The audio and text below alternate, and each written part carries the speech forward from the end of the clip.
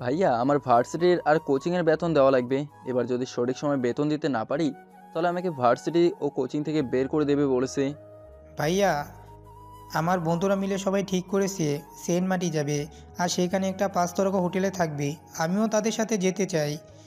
আমার ওদের সাথে যাওয়ার জন্য 5,000 টাকা লাগবে। তোদের টাকা দেবে কি করে? সে তো তার বোনকে নিয়ে ব্যস্ত। তোর বাবা যদি আজকে সুস্থ থাকতো তাহলে তোদের এমন দশা হতো না কখনো। বাসায়ও কোনো বাজার নেই যে রান্না করব। সবই আমার কপালের দোষ। মা, আমি কি বলেছি ওদের টাকা দিব না? তুমি কি শুরু করেছো বলো তো? আজ নিয়ে ওরা 2 দিন হলো বলল, কিন্তু তুই তো ওদের টাকাও তো দিসনি তুই। নয়ন আজকে অফিস থেকে 20,000 টাকা নিয়েছিল নতুন ফোন কিনবে বলে, কিন্তু বাসায় ফিরে নিজের রুমে এসেছে মাত্র।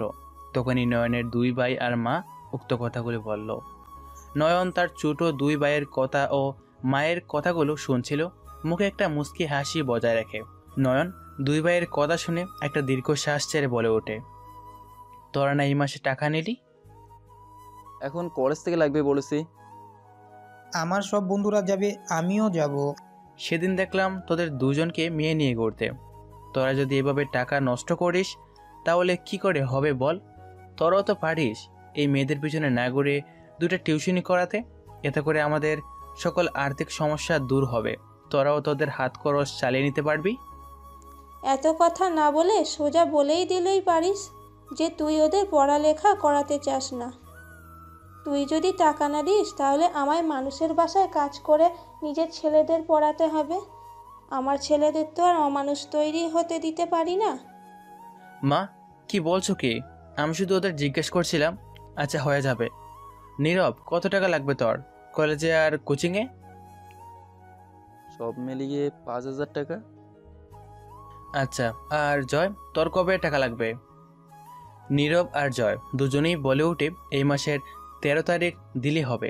নয়ন তখন বলে, আচ্ছা তোরা এই নে টাকাগুলো, আর মা এই নাও 6,000 টাকা এই মাসের খরচের।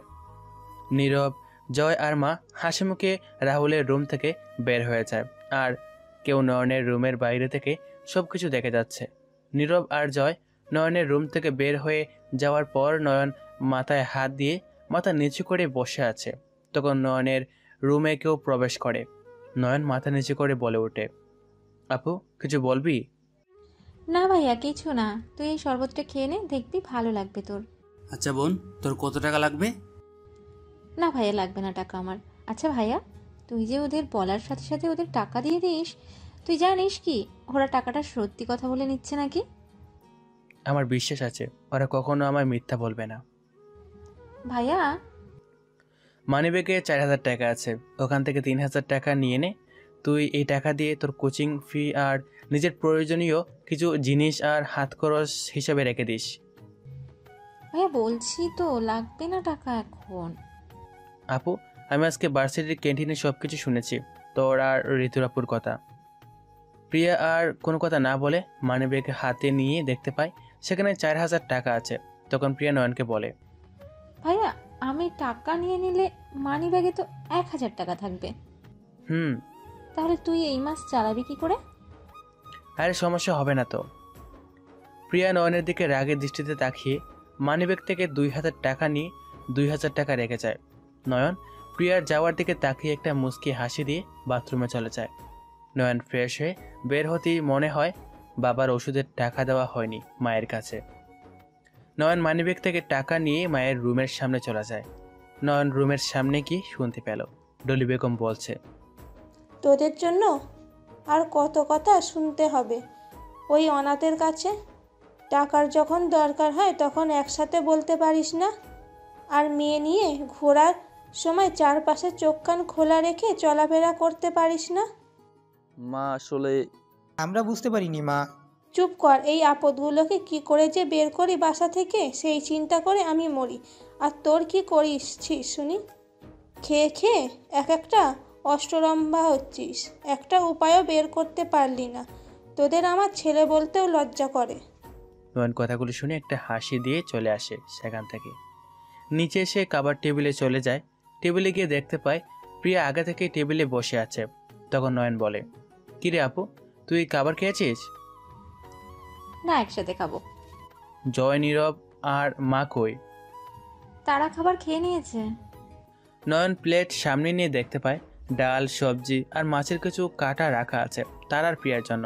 নয়ন প্রিয়ার দিকে তাকিয়ে বলে, খাওয়া শুরু কর আপু। আচ্ছা ভাইয়া, তুই এদের কিছু বলিস না কেন? দেখছিস না এরা প্রতিদিন ভালো ভালো খাবার খেয়ে আমাদের জন্য সব কাঁটাযুক্ত খাবার রেখে যায়। কতদিন হলো একটু ভালো কোনো খাবার খাই না। যদি মা বেঁচে থাকতো তাহলে হয়তো এমন খাবার আমাদের খেতে হতো না। নয়ন যখন খাবারটা মুখে দেবে তখনই প্রিয়ার কথা শুনে নয়নের হাতের খাবার হাতে থেকে যায়। নয়ন প্রিয়ার দিকে তাকিয়ে দেখে প্রিয়া কথাগুলো বলে চুপচাপ খাবার খেয়ে নিল। তখন নয়ন প্রিয়াকে বলে, আপু, খাবারটা কিন্তু ভালো হয়েছে রে, তাই কথা না বলে খাবার খেয়ে নে। প্রিয়া আর কোনো কথা বলল না। প্রিয়া জানে নয়নকে আর কিছু বলে লাভ হবে না, তাই প্রিয়া চুপচাপ খাবার খেয়ে নিল। নয়ন খাবার খেয়ে তার রুমে শোয়া মাত্রই নয়নের ফোন বেজে ওঠে। নয়ন ফোন হাতে নিয়ে দেখতে পায় অপি কল দিয়েছে। অপি হলো নয়নের জিএফ। নয়ন কল রিসিভ করতেই অপি বলে ওঠে, এই, তোর কি কোনো দায়িত্ব নেই? টাকার দরকার পড়লে আমার কথা মনে হয় না? মেয়েবাজি করতে থাকিস তুই। তোর সাথে রিলেশনশিপে যাওয়াটাই আমার জীবনের সব থেকে বড় ভুল। মানুষের বিএফ কত কিছু করে তার জিএফ এর জন্য, আর তুই আমার জন্য আজ পর্যন্ত কিছু করেছিস? শুধু বাদাম আর রাস্তার ধারে চা নিয়ে আসতি, আর উল্টো আমার কাছ থেকে তুই টাকা ধার নিস, এমনকি আজকেও নিলি। আজ পর্যন্ত কত টাকা ধার নিয়েছিস সেটার কোনো হিসাব আছে তোর কাছে? আরে জান, তুমি কি বলছো এসব? সব কিছুরই হিসাব আছে আমার কাছে। চাকরি পেয়ে গেলে দিয়ে দিব সব। রাগ তোর বড় লোকদের মতো কথা বলা। থাকিস তো ফকিরের মতো। আর শোন, তোর মতো ড্রাইভারের সাথে আমার রিলেশনশিপ কন্টিনিউ করা সম্ভব না। আরও শোন, কয়েকদিন পর আমি বিয়ে করছি। কি বলছো কি তুমি? তুমি না আমায় ভালোবাসো? তোর কি আছে? চলিস তো আমার টাকা দিয়ে। শোন, তুই যদি তোর পরিবারকে ছাড়তে পারিস তাহলে ফিরে আসিস আমার কাছে। যদি রাজি থাকিস তাহলে বিয়ের আগে এসে দেখা করিস, আর যদি না পারিস তাহলে আমার বিয়েতে ফকিরদের জন্য খাবার দাবার ব্যবস্থা করা হয়েছে, এসে খেয়ে যাস, আর আমার হাজবেন্ডকেও দেখে যাস। আরে তুমি আমাকে এসব বলে রাগাতে পারবে না জান। বলো কি করছো তুমি এখন জান? রাগ তোর জান তোর কাছে।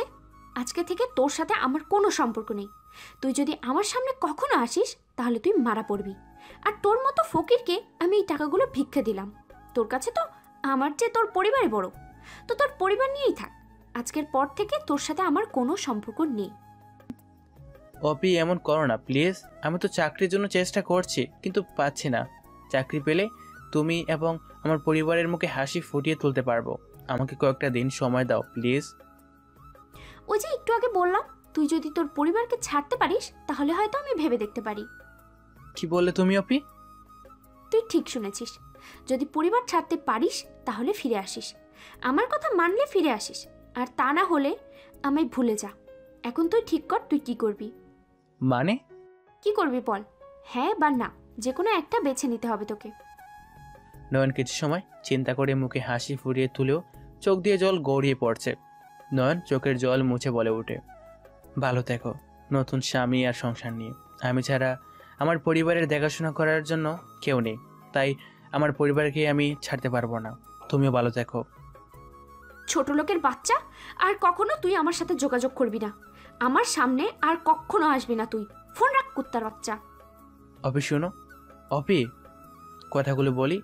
অপি ফোনটা কেড়ে দিল। নয়ন ফোন ব্যাক করলো, কিন্তু ফোন বন্ধ বলছে। নয়নের সবার কথা শুনে ও এত কষ্ট হচ্ছিল না, কিন্তু আজকে নয়নের অনেক কষ্ট হচ্ছে। নয়ন দুইটা ঘুমের ওষুধ খেয়ে ঘুমিয়ে পড়ে।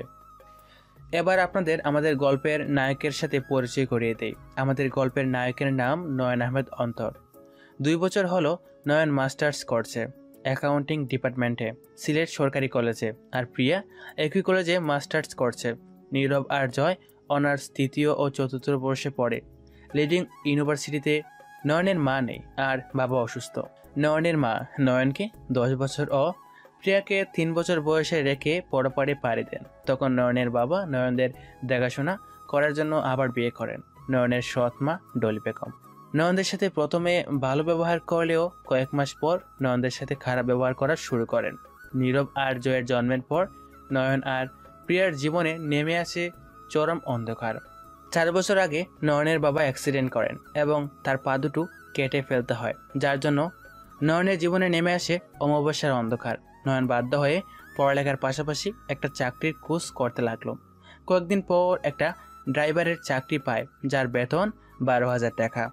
অপি আর নয়ন একই কলেজে পড়ে। অপির সাথে নয়নের সম্পর্ক 3 বছরের, আর আজকে তাদের ব্রেকআপ হয়ে গেল। বাকিটুকু না হয় গল্পের সাথে থাকলে জানতে পারবেন। পরের দিন সকালে নয়নের ঘুম ভাঙে তার ফোনের আওয়াজে। নয়ন ফোন হাতে নিয়ে দেখতে পায় তার মালিকের ফোন। নয়ন ফোন রিসিভ করে বলে, হ্যাঁ আঙ্কেল বলুন। নয়ন, আজকে তাড়াতাড়ি করে আমার বাসায় আসতে হবে তোমার।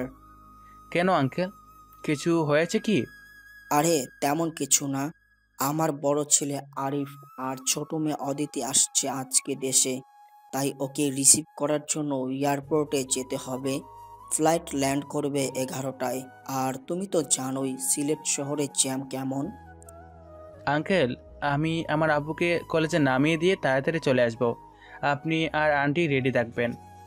নয়ন কথা বলে ফোন রেখে ওয়াশরুমে গিয়ে ফ্রেশ হয়ে নিচে গিয়ে তার বাবার রুমে চলে যায়।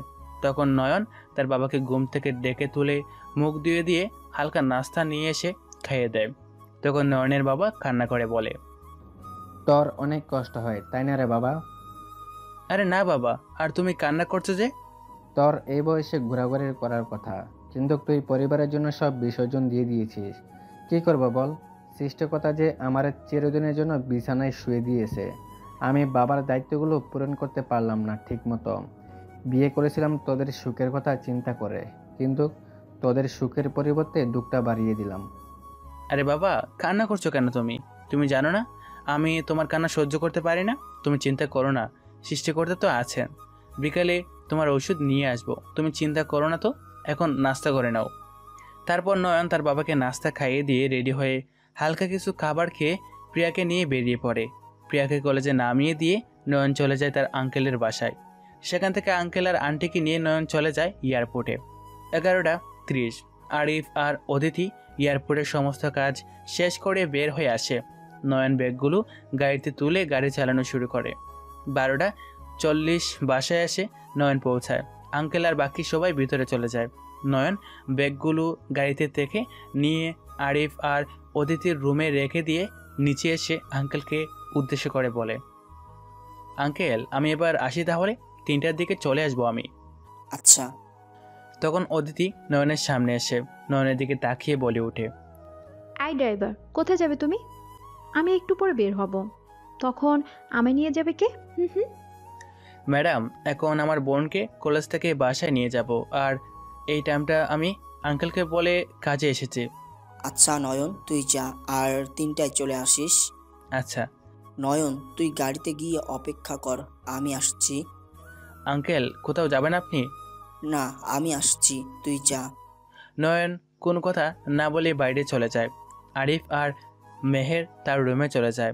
কিছুক্ষণ পর আঙ্কেল নয়নের হাতে একটা খাম ধরিয়ে দিয়ে বলে, এই নে তোর বেতন, তোকে এই মাসে বেতন দিতে একটু দেরি হয়ে গেল রে বাবা।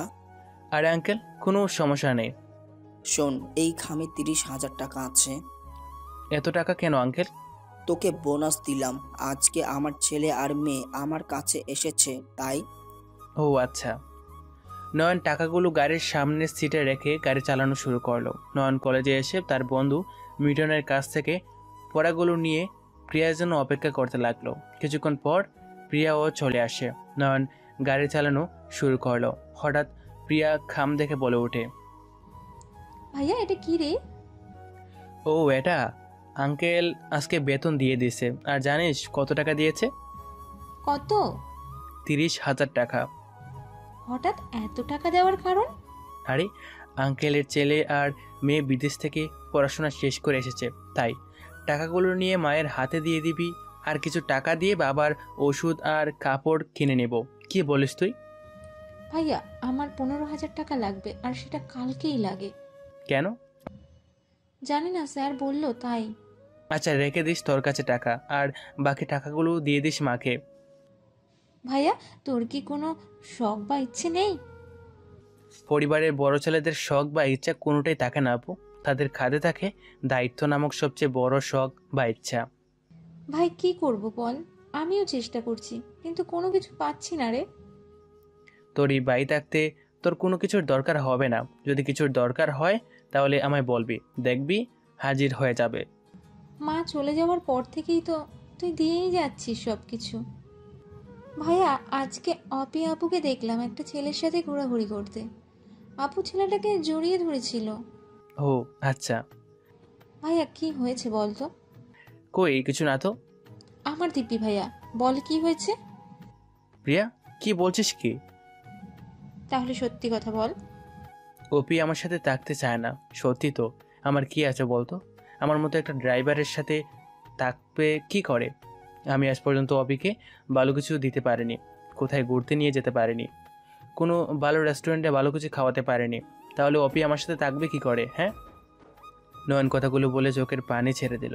নয়নের কথাগুলো শুনে প্রিয়ার চোখের কোণে জল চলে এলো।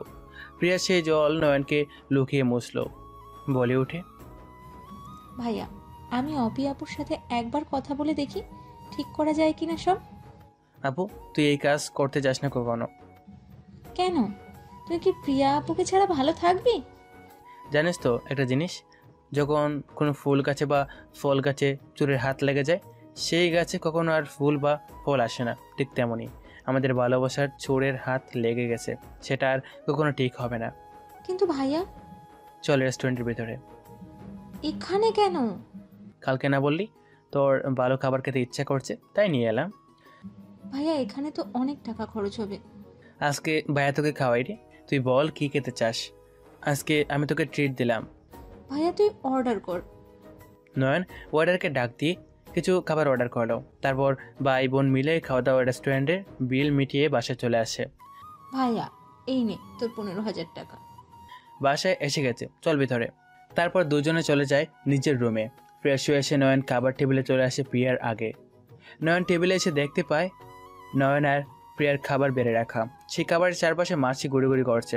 তখন নয়ন প্রিয়ার জন্য রাখা ভাত ফেলে দিয়ে নতুন করে খাবার নিয়ে আসে, আর নয়ন আগের খাবারগুলো খেয়ে নেয়। এখন আপনারা বলবেন রেস্টুরেন্টের খাবার খেয়ে আবার কেন খাচ্ছে? আরে এখন যদি না খায় তাহলে আবার সমস্যা হবে, তাই খেয়ে নিল খাবার। অবশ্য এর থেকে আরও খারাপ খাবারও নয়ন আর প্রিয়াকে খেতে হয়েছে। নয়ন চাকরি পাওয়ার পর কিছুটা উন্নতি হয়েছে খাবারের। নয়ন খাবার খেয়ে উঠে প্রিয়ার জন্য রাখা খাবারগুলো ডেকে ডেকে চলে যায় তার মার রুমে। নয়ন তার মায়ের রুমের সামনে গিয়ে বলে, মা আসবো? কি জন্য আসবি ওখান থেকে বল। মা বেতন দিয়েছে আজকে, এই নাও 10,000 টাকা। আয় ভেতরে আয়, দে টাকাগুলো দে আমার কাছে। নয়ন রুমে ঢুকে টাকাগুলো তার মায়ের হাতে দিয়ে দেয়। নয়ন যখন চলে আসবে তখন ডলি বেগম বলে ওঠেন, শোন 2 দিন পর আমার বোনের মেয়েরা আসবে, ওরা কয়েকদিন থাকবে আমাদের এখানে।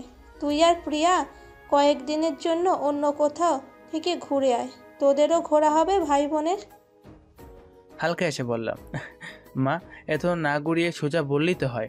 আমরা যেন এই কয়েকদিন বাসায় না থাকি, যাতে তোমার বোনের মেয়েদের কোনো সমস্যা না হয়। ধরে নে তাই, কালকে বিকালে চলে যাবি তোরা। তোদের বাবাকে এই বিষয়ে কিছু বলবি না, আর বলেই কি করবে, তোর পঙ্গু বাবা আমার। মা চিন্তা নেই, আমি বাবাকে বলবো না। কালকে বিকালে আমি আর আপু চলে যাব, তোমরা নিশ্চিন্তে থাকতে পারো। নয়ন কথাটা বলে রুম থেকে চলে যায়। কিছু সময় রেস্ট নিয়ে চলে যায় প্রিয়ার রুমে। প্রিয়া খাওয়া দাওয়া শেষ করে নিজের রুমে এসে বই নিয়ে বসেছে। তখন নয়ন রুমে ঢুকে বলে, আপু তোর ব্যাগ গুছিয়ে নে, কয়েকদিন কোথাও থেকে ঘুরে আসি আমরা। অন্যের জন্য নিজের বাড়ি নিজের রুম ছেড়ে দেবো ভাইয়া? ভুল বললি রে আপু, বাড়ি তো এখন তাদের, আমরা হলাম আশ্রিতা। ভাইয়া চল না আমরা অন্য কোথাও চলে যাই। বাবার কি হবে? বাবা তো এই বাড়ি ছেড়ে যাবে না, আর বাবাকে এই বাড়ি ছাড়ার কথা বললে বাবা অনেক কষ্ট পাবে রে। কোথায় যাব আমরা? সেটাই চিন্তা করছি, কোথায় যাব। ভাইয়া চিন্তা করিস না, আমি তোর আর মায়ের সব কথা শুনে ঋতুর সাথে কথা বলি। তখন ঋতু আমায় বলেছে তার বাসায় কয়েকদিন থাকার জন্য, আর তোকেও বলেছে আমার সাথে যাওয়ার জন্য। না আপু তুই যা, আমি আঙ্কেলের সাথে কথা বলে একটা ব্যবস্থা করে নিব। ভাই বোন আরও কিছু সময় কথা বলে নয়ন বেরিয়ে পড়ে আঙ্কেলের বাসার উদ্দেশ্যে। নয়ন আঙ্কেলের বাসায় এসে সোজা আঙ্কেলের রুমে চলে যায়। কিছুক্ষণ আঙ্কেলের সাথে কথা বলে নেয়। তারপর নয়ন মেয়েরকে নিয়ে বেরিয়ে পড়ে। কিছু দূর আসার পর নয়ন বলে, ম্যাডাম কোথায় যাবেন? শুনেছি সিলেটের জল্লার পাড়ে একটা ওয়ার্কওয়ে আছে, ওখানে চলো। আচ্ছা। কিছু সময় নয়নরা সেখানে পৌঁছে যায়। নয়ন গাড়ি পার্কিং করে নিয়ে মেহেরকে বলে, কি হলো ম্যাডাম, নামবেন না আপনি? আমি কি একা যাবো নাকি? হ্যাঁ, আপনি না বললেন এখানে আসবেন? বলেছি, কিন্তু আমি কিছু চিনি না। 5 বছর পর দেশে আসলাম আমি। আমি একা যেতে পারবো না, আমার সাথে চলো তুমি। আচ্ছা চলুন। নয়ন গাড়ি লক করে মেহেরকে নিয়ে ওয়ার্কওয়েতে প্রবেশ করে। নয়ন মেহেরকে সবকিছু ঘুরিয়ে ঘুরিয়ে দেখাচ্ছে আর মেহের দেখছে, ওর সাথে ছবিও তুলছে। কিছু সময় ঘোরাঘুরি ও ছবি তুলে মেহেরকে নিয়ে সেখান থেকে বের হয়ে আসে। নয়ন আর মেহের যখন গাড়িতে উঠতে যাবে তখন নয়নকে গালে কেউ টাস টাস করে থাপ্পড় বসিয়ে দিল। নয়ন কিছুটা রেগে যায়। পরক্ষণে নিজেকে সামলিয়ে সামনে তাকিয়ে নয়নের মুখে হাসি ফুটে ওঠে। নয়ন কিছু বলার আগে থাপ্পড় দেওয়া ব্যক্তি বলে ওঠে, ছোট লোকের বাচ্চা, ব্রেকআপ হয়নি 2 দিনও হলো না, আর তার মাঝেই তুই আরেকটা মেয়েকে পটিয়ে নিলি। অবশ্য তোর মতো ছোট লোক ফকিরের বাচ্চাদের দ্বারা এসব কাজ করা কোনো ব্যাপারই না। তোদের রক্তে এরকম কাজ তো মিশে আছে। অপি আমার কথা একটিবার শুনবে তো? ঠাস ঠাস ঠাস করে আরও 3টা থাপ্পড় নয়নের গালে বসিয়ে দিয়ে অপি বলে ওঠে, চুপ একদম, ছোট লোকের বাচ্চা, আর একটা কথাও বলবি না। আমার মুখের ওপরে কথা বলার সাহস হলো কি করে তোর? নয়ন মাথা নিচু করে গালে হাত দিয়ে দাঁড়িয়ে আছে। চারপাশে অনেক লোক জমা হয়ে গেছে। নয়ন আর অপির কথা শুনছে সবাই। মেহের কিছু বুঝতে পারছে না এখানে কি হচ্ছে। মেহের নয়ন আর অপির সামনে এসে বলে, এখানে কি হয়েছে? নয়ন, এই মেয়ে তোমায় মারছে কেন? কিছু না, আপনি গাড়িতে গিয়ে বসুন। গাড়িতে গিয়ে বসবো মানে? এই বেয়াদব মেয়েটা তোমায় সবার সামনে থাপ্পড় মারছে, সাথে বাজে কথা বলছে। এ মেয়ে, তুই কাকে বাজে মেয়ে বলছিস? আমার সামনে দাঁড়িয়ে থাকা একটা মানুষরূপী অমানুষকে বলছি। আরে আপনি যান এখান থেকে, আমি সব কিছু শেষ করে আসছি। কেন? তোর নতুন গার্লফ্রেন্ডকে বলবি না আমি কে? কি বললি তুই? আপনি গাড়িতে বসুন, আমি আসছি। ম্যাডামকে গাড়িতে বসিয়ে এসে অফিস সামনে দাঁড়িয়ে পড়লাম। আমি শুধু একজনকে ভালোবাসতাম আর এখনও ভালোবাসি, আর সেটা হচ্ছে তুমি। কিন্তু তুমি সম্পর্কটা ভেঙে দিয়েছো। তবে চিন্তা নেই, আমি আর তোমার সামনে আসবো না, কখনো না। ভালো থেকো তুমি। আর হ্যাঁ, আমি মারা যাওয়ার আগে তোমার কাছ থেকে নেওয়ার টাকাগুলো সুদ সহ ফিরিয়ে দেব। কি? তুই তুই টাকা দিয়ে দিবি? নিজের পরিবার, নিজের চলার জন্য তুই আমার কাছ থেকে টাকা নিয়ে চলতি, আর এখন বলছিস টাকা দিয়ে দিবি? জানো তো, মনের ইচ্ছে পবিত্র হলে সেটা একদিন না একদিন পূরণ হবে, আর সৃষ্টিকর্তার প্রতি বিশ্বাস আছে। আসি, ভালো থাকবেন। নয়ন কথাটা বলে সেখান থেকে চলে আসে গাড়িতে। নয়ন গাড়ি স্টার্ট দিয়ে সেখান থেকে চলে যায় বাদাঘাট ব্রিজে। সেখানে গিয়ে গাড়ি দাঁড় করিয়ে গাড়ি থেকে বের হয়ে ব্রিজের এক পাশে দাঁড়িয়ে সূর্যাস্তের দিকে তাকিয়ে আছে। মেহের গাড়ি থেকে বের হয়ে সূর্যাস্তের দৃশ্যটা দেখে ছবি তুলতে ব্যস্ত হয়ে যায়। মেহের ছবি তোলা শেষ হলে মেহের নয়নের পাশে দাঁড়িয়ে বলে, জায়গাটা তো অনেক সুন্দর। সত্যি সূর্যাস্তের দৃশ্যটা দেখে মনটা ভালো হয়ে যায়। নয়ন সূর্যাস্তের দিকে তাকিয়ে মুচকি একটা হাসি দিল। তখন মেহের নয়নকে উদ্দেশ্য করে বলল, মেয়েটা কে ছিল? আমার এক্স গার্লফ্রেন্ড অপি। ব্রেকআপের কারণ? আমি তার কাছ থেকে কিছু টাকা নিয়েছিলাম পরিবারের সবার অভাব পূরণের জন্য। নিজের কাজ, পরিবার আর চাকরির খোঁজ করতে করতে আগের মতো সময় দিতে পারিনি। তাই ভালো কোনো রেস্টুরেন্ট বা কোথাও ঘুরতে নিয়ে যায়নি, তাই ব্রেকআপ হয়ে গেছে। আসলে পরিবারের বড় ছেলে হলে যা হয় আর কি। জানেন, একসময় আমি মনে করতাম প্রেম ভালোবাসা জানানো ঠিক না, কিন্তু বুঝতে পারিনি এরকম পরিস্থিতি তৈরি হবে। অপি প্যাচ আপ করার জন্য বলেনি বা তোমায় কিছু বলেনি? হ্যাঁ, বলেছে তো আমায়। অপি কি বলেছে? যদি আমি আমার পরিবার ছাড়তে পারি তাহলে সে আমায় বিয়ে করবে আর মেনে নেবে। জানেন ম্যাডাম একটা কথা, আমি ইচ্ছা করে ঘুমাতে চাইলেও ঘুমাতে পারি না, কারণ আমার কাঁধে পরিবারের সবার দায়িত্ব আছে। কারণ আমার রোজগারের টাকা দিয়ে আমার পরিবার চলে। সারাদিন কাজ শেষ করে আমি যখন বাসায় আসি তখন আমার ছোটো বোনটা আমার জন্য শরবত নিয়ে আসে, কিন্তু আমি আমার বোনের জন্য কিছু নিয়ে যেতে পারি না। যখন কোনো শপিং মলের সামনে দিয়ে যাই তখন অনেক সুন্দর ড্রেস দেখতে পাই, কিন্তু টাকার অভাবে কিনতে পারিনি। ইচ্ছে ছিল নিজের ইনকামের টাকা দিয়ে মা আর বাবাকে কিছু দিব, কিন্তু তার আগে মা চলে গেলেন আর বাবা দেখেও নেই।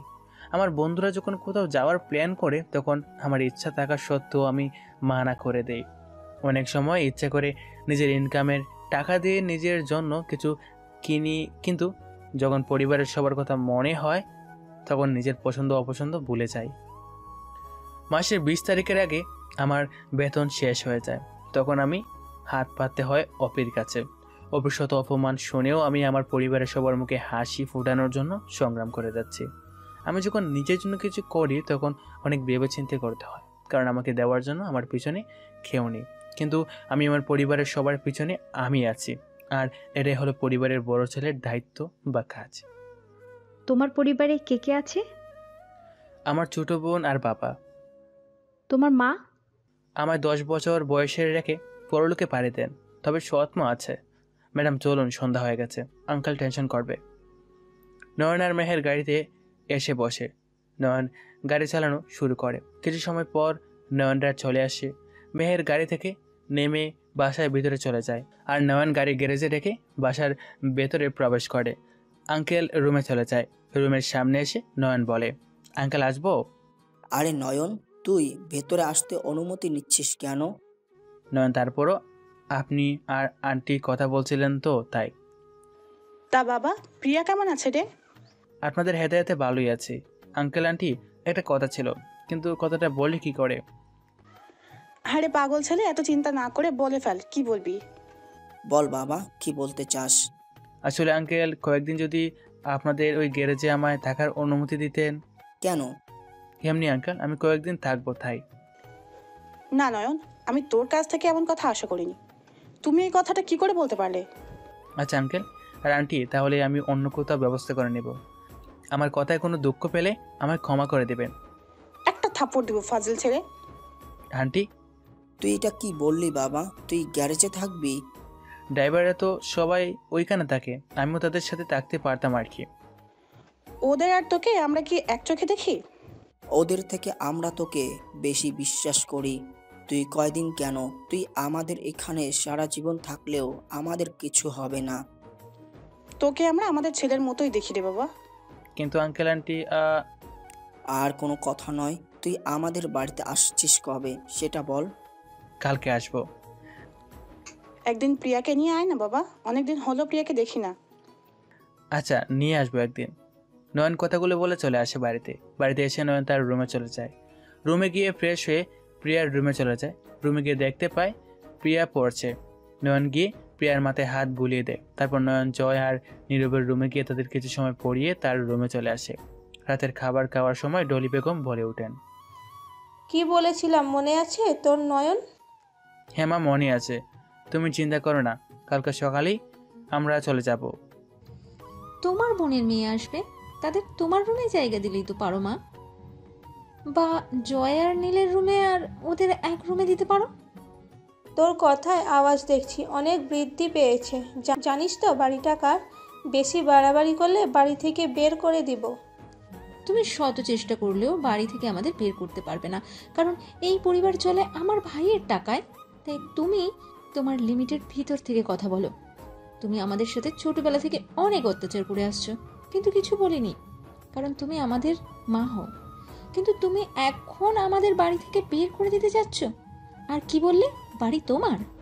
বাবার অসহায়ত্বের সুযোগ নিয়ে বাড়িটা লিখে নিয়েছো তোমার আর তোমার ছেলেদের নামে। আপু, চুপ করবি? তোর মতো মেয়েকে বিষ খাইয়ে মেরে ফেলা উচিত। আমার খাবি, আমার সাথে উচ্চস্বরে কথা বলবি? এতদিন তো বিষ খেয়েই আসছি, নতুন কি বিষ দেবে? কিরে, তোর বোনকে কিছু বলছিস না যে? কি বলবো বলো তো? প্রিয়া যা বলছে সব সত্যি বলছে। তুমি আজ পর্যন্ত আমাদের সাথে মায়ের মতো আচরণ করেছো কখনো? তোমার ছেলেদের জন্য ভালো ভালো খাবার আর আমাদের জন্য কাটামাছি বসে থাকা খাবার, সেই খাবারগুলো খেয়েছি, কিছু বলেনি, কিন্তু আজকে তুমি আমাদের বাড়ি থেকে বের করে দিচ্ছ। কথাগুলো বলে নয়ন আর প্রিয়া খাবার টেবিল ছেড়ে উঠে পড়ে। ডলি বেগম রাগে ফুঁসছে, সাথে জয় আর নীরবও। তখন ডলি বেগম জয় আর নীরবকে উদ্দেশ্য করে বলেন, তোদের আমার ছেলে বলতে ইচ্ছে করছে না। তোদের সামনে তোদের মাকে দুইটা অনাথের বাচ্চা অপমান করে চলে গেল, আর তোরা কিছু বললি না? তোদের আমার ছেলে বলতেও লজ্জা করছে। কথাটা বলে ডলি বেগম খাবার টেবিল ছেড়ে উঠে পড়লেন। নয়ন তার ব্যাগ গুছিয়ে আর প্রিয়া তার ব্যাগ গুছিয়ে ঘুমিয়ে পড়ে। পরদিন সকালে অনেক মানুষের চিৎকার আর ডলি বেগমের কান্না ও চিৎকারে নয়ন আর প্রিয়ার ঘুম ভাঙে। নয়ন ঘুম থেকে উঠে দেখতে পায় হঠাৎ কারো চিৎকারে আমার ঘুম ভেঙে যায়। আমি বিছানা থেকে নামতে যাব, তখনই আমার পাশে চোখ পড়ে। আমি আমার পাশে তাকিয়ে দেখতে পাই একটা মেয়ে আমার পাশে চাদর জড়িয়ে বসে আছে। আমি তাড়াতাড়ি করে বিছানা থেকে নামতেই আমার নিজের দিকে চোখ পড়ে। আমি তাকিয়ে দেখলাম আমার গায়ে কোনো কাপড় নেই, শুধু প্যান্ট পরে আছে। আমি তখন মেয়েকে বললাম, এই মেয়ে, তুমি কে? আমার রুমে আমার বিছানার চাদর গায়ে শুয়ে আছো কেন? মেয়েটা বলে উঠে, কেন, তুমি না রাতে আমায় কল দিয়ে আসতে বললে, তাই তো আমি আসলাম। এই মেয়ে, তোমার মাথা ঠিক আছে কি? তুমি কি বলছো এসব? আমি কেন তোমায় কল দিয়ে রাতে আসতে বলবো? হ্যাঁ?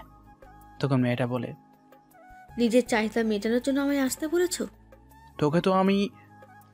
নয়ন কিছু বলতে যাবে তার আগেই প্রিয়ার রুম থেকে প্রিয়া চিৎকার শুনতে পেল। নয়ন মেয়েটার দিকে না তাকিয়ে একটা গেঞ্জি পরে নিয়ে প্রিয়ার রুমে চলে যায়। প্রিয়ার রুমে ঢুকতেই নয়নের চোখ পড়ে প্রিয়ার রুমে অনেক লোকজন, সাথে তাদের এলাকার কাউন্সিলর আছে। নয়ন তখন প্রিয়ার দিকে তাকিয়ে দেখতে পায় কয়েকজন মহিলা প্রিয়াকে ধরে রেখেছে। নয়ন প্রিয়ার কাছে গিয়ে বলে, আপু কি হয়েছে? তোর রুমে এত লোকজন কেন? প্রিয়া নিজের হাত ছাড়িয়ে নয়নকে জড়িয়ে ধরে কান্না করতে লাগলো। তখন ডলি বেগম বলে ওঠেন, এই এসেছে দুশ্চরিত্র বোনের দুশ্চরিত্র ভাই। মা, কি বলছো কি তুমি এসব? চুপ, ওই কলঙ্কিত মুখে আমায় মা ডাকবি না। তোরা দুই ভাই বোন মিলে ছেলে আর মেয়ে নিয়ে আমার বাসায় ছি ছি, আমার কথাগুলো বলতেও মুখে বাঁধছে।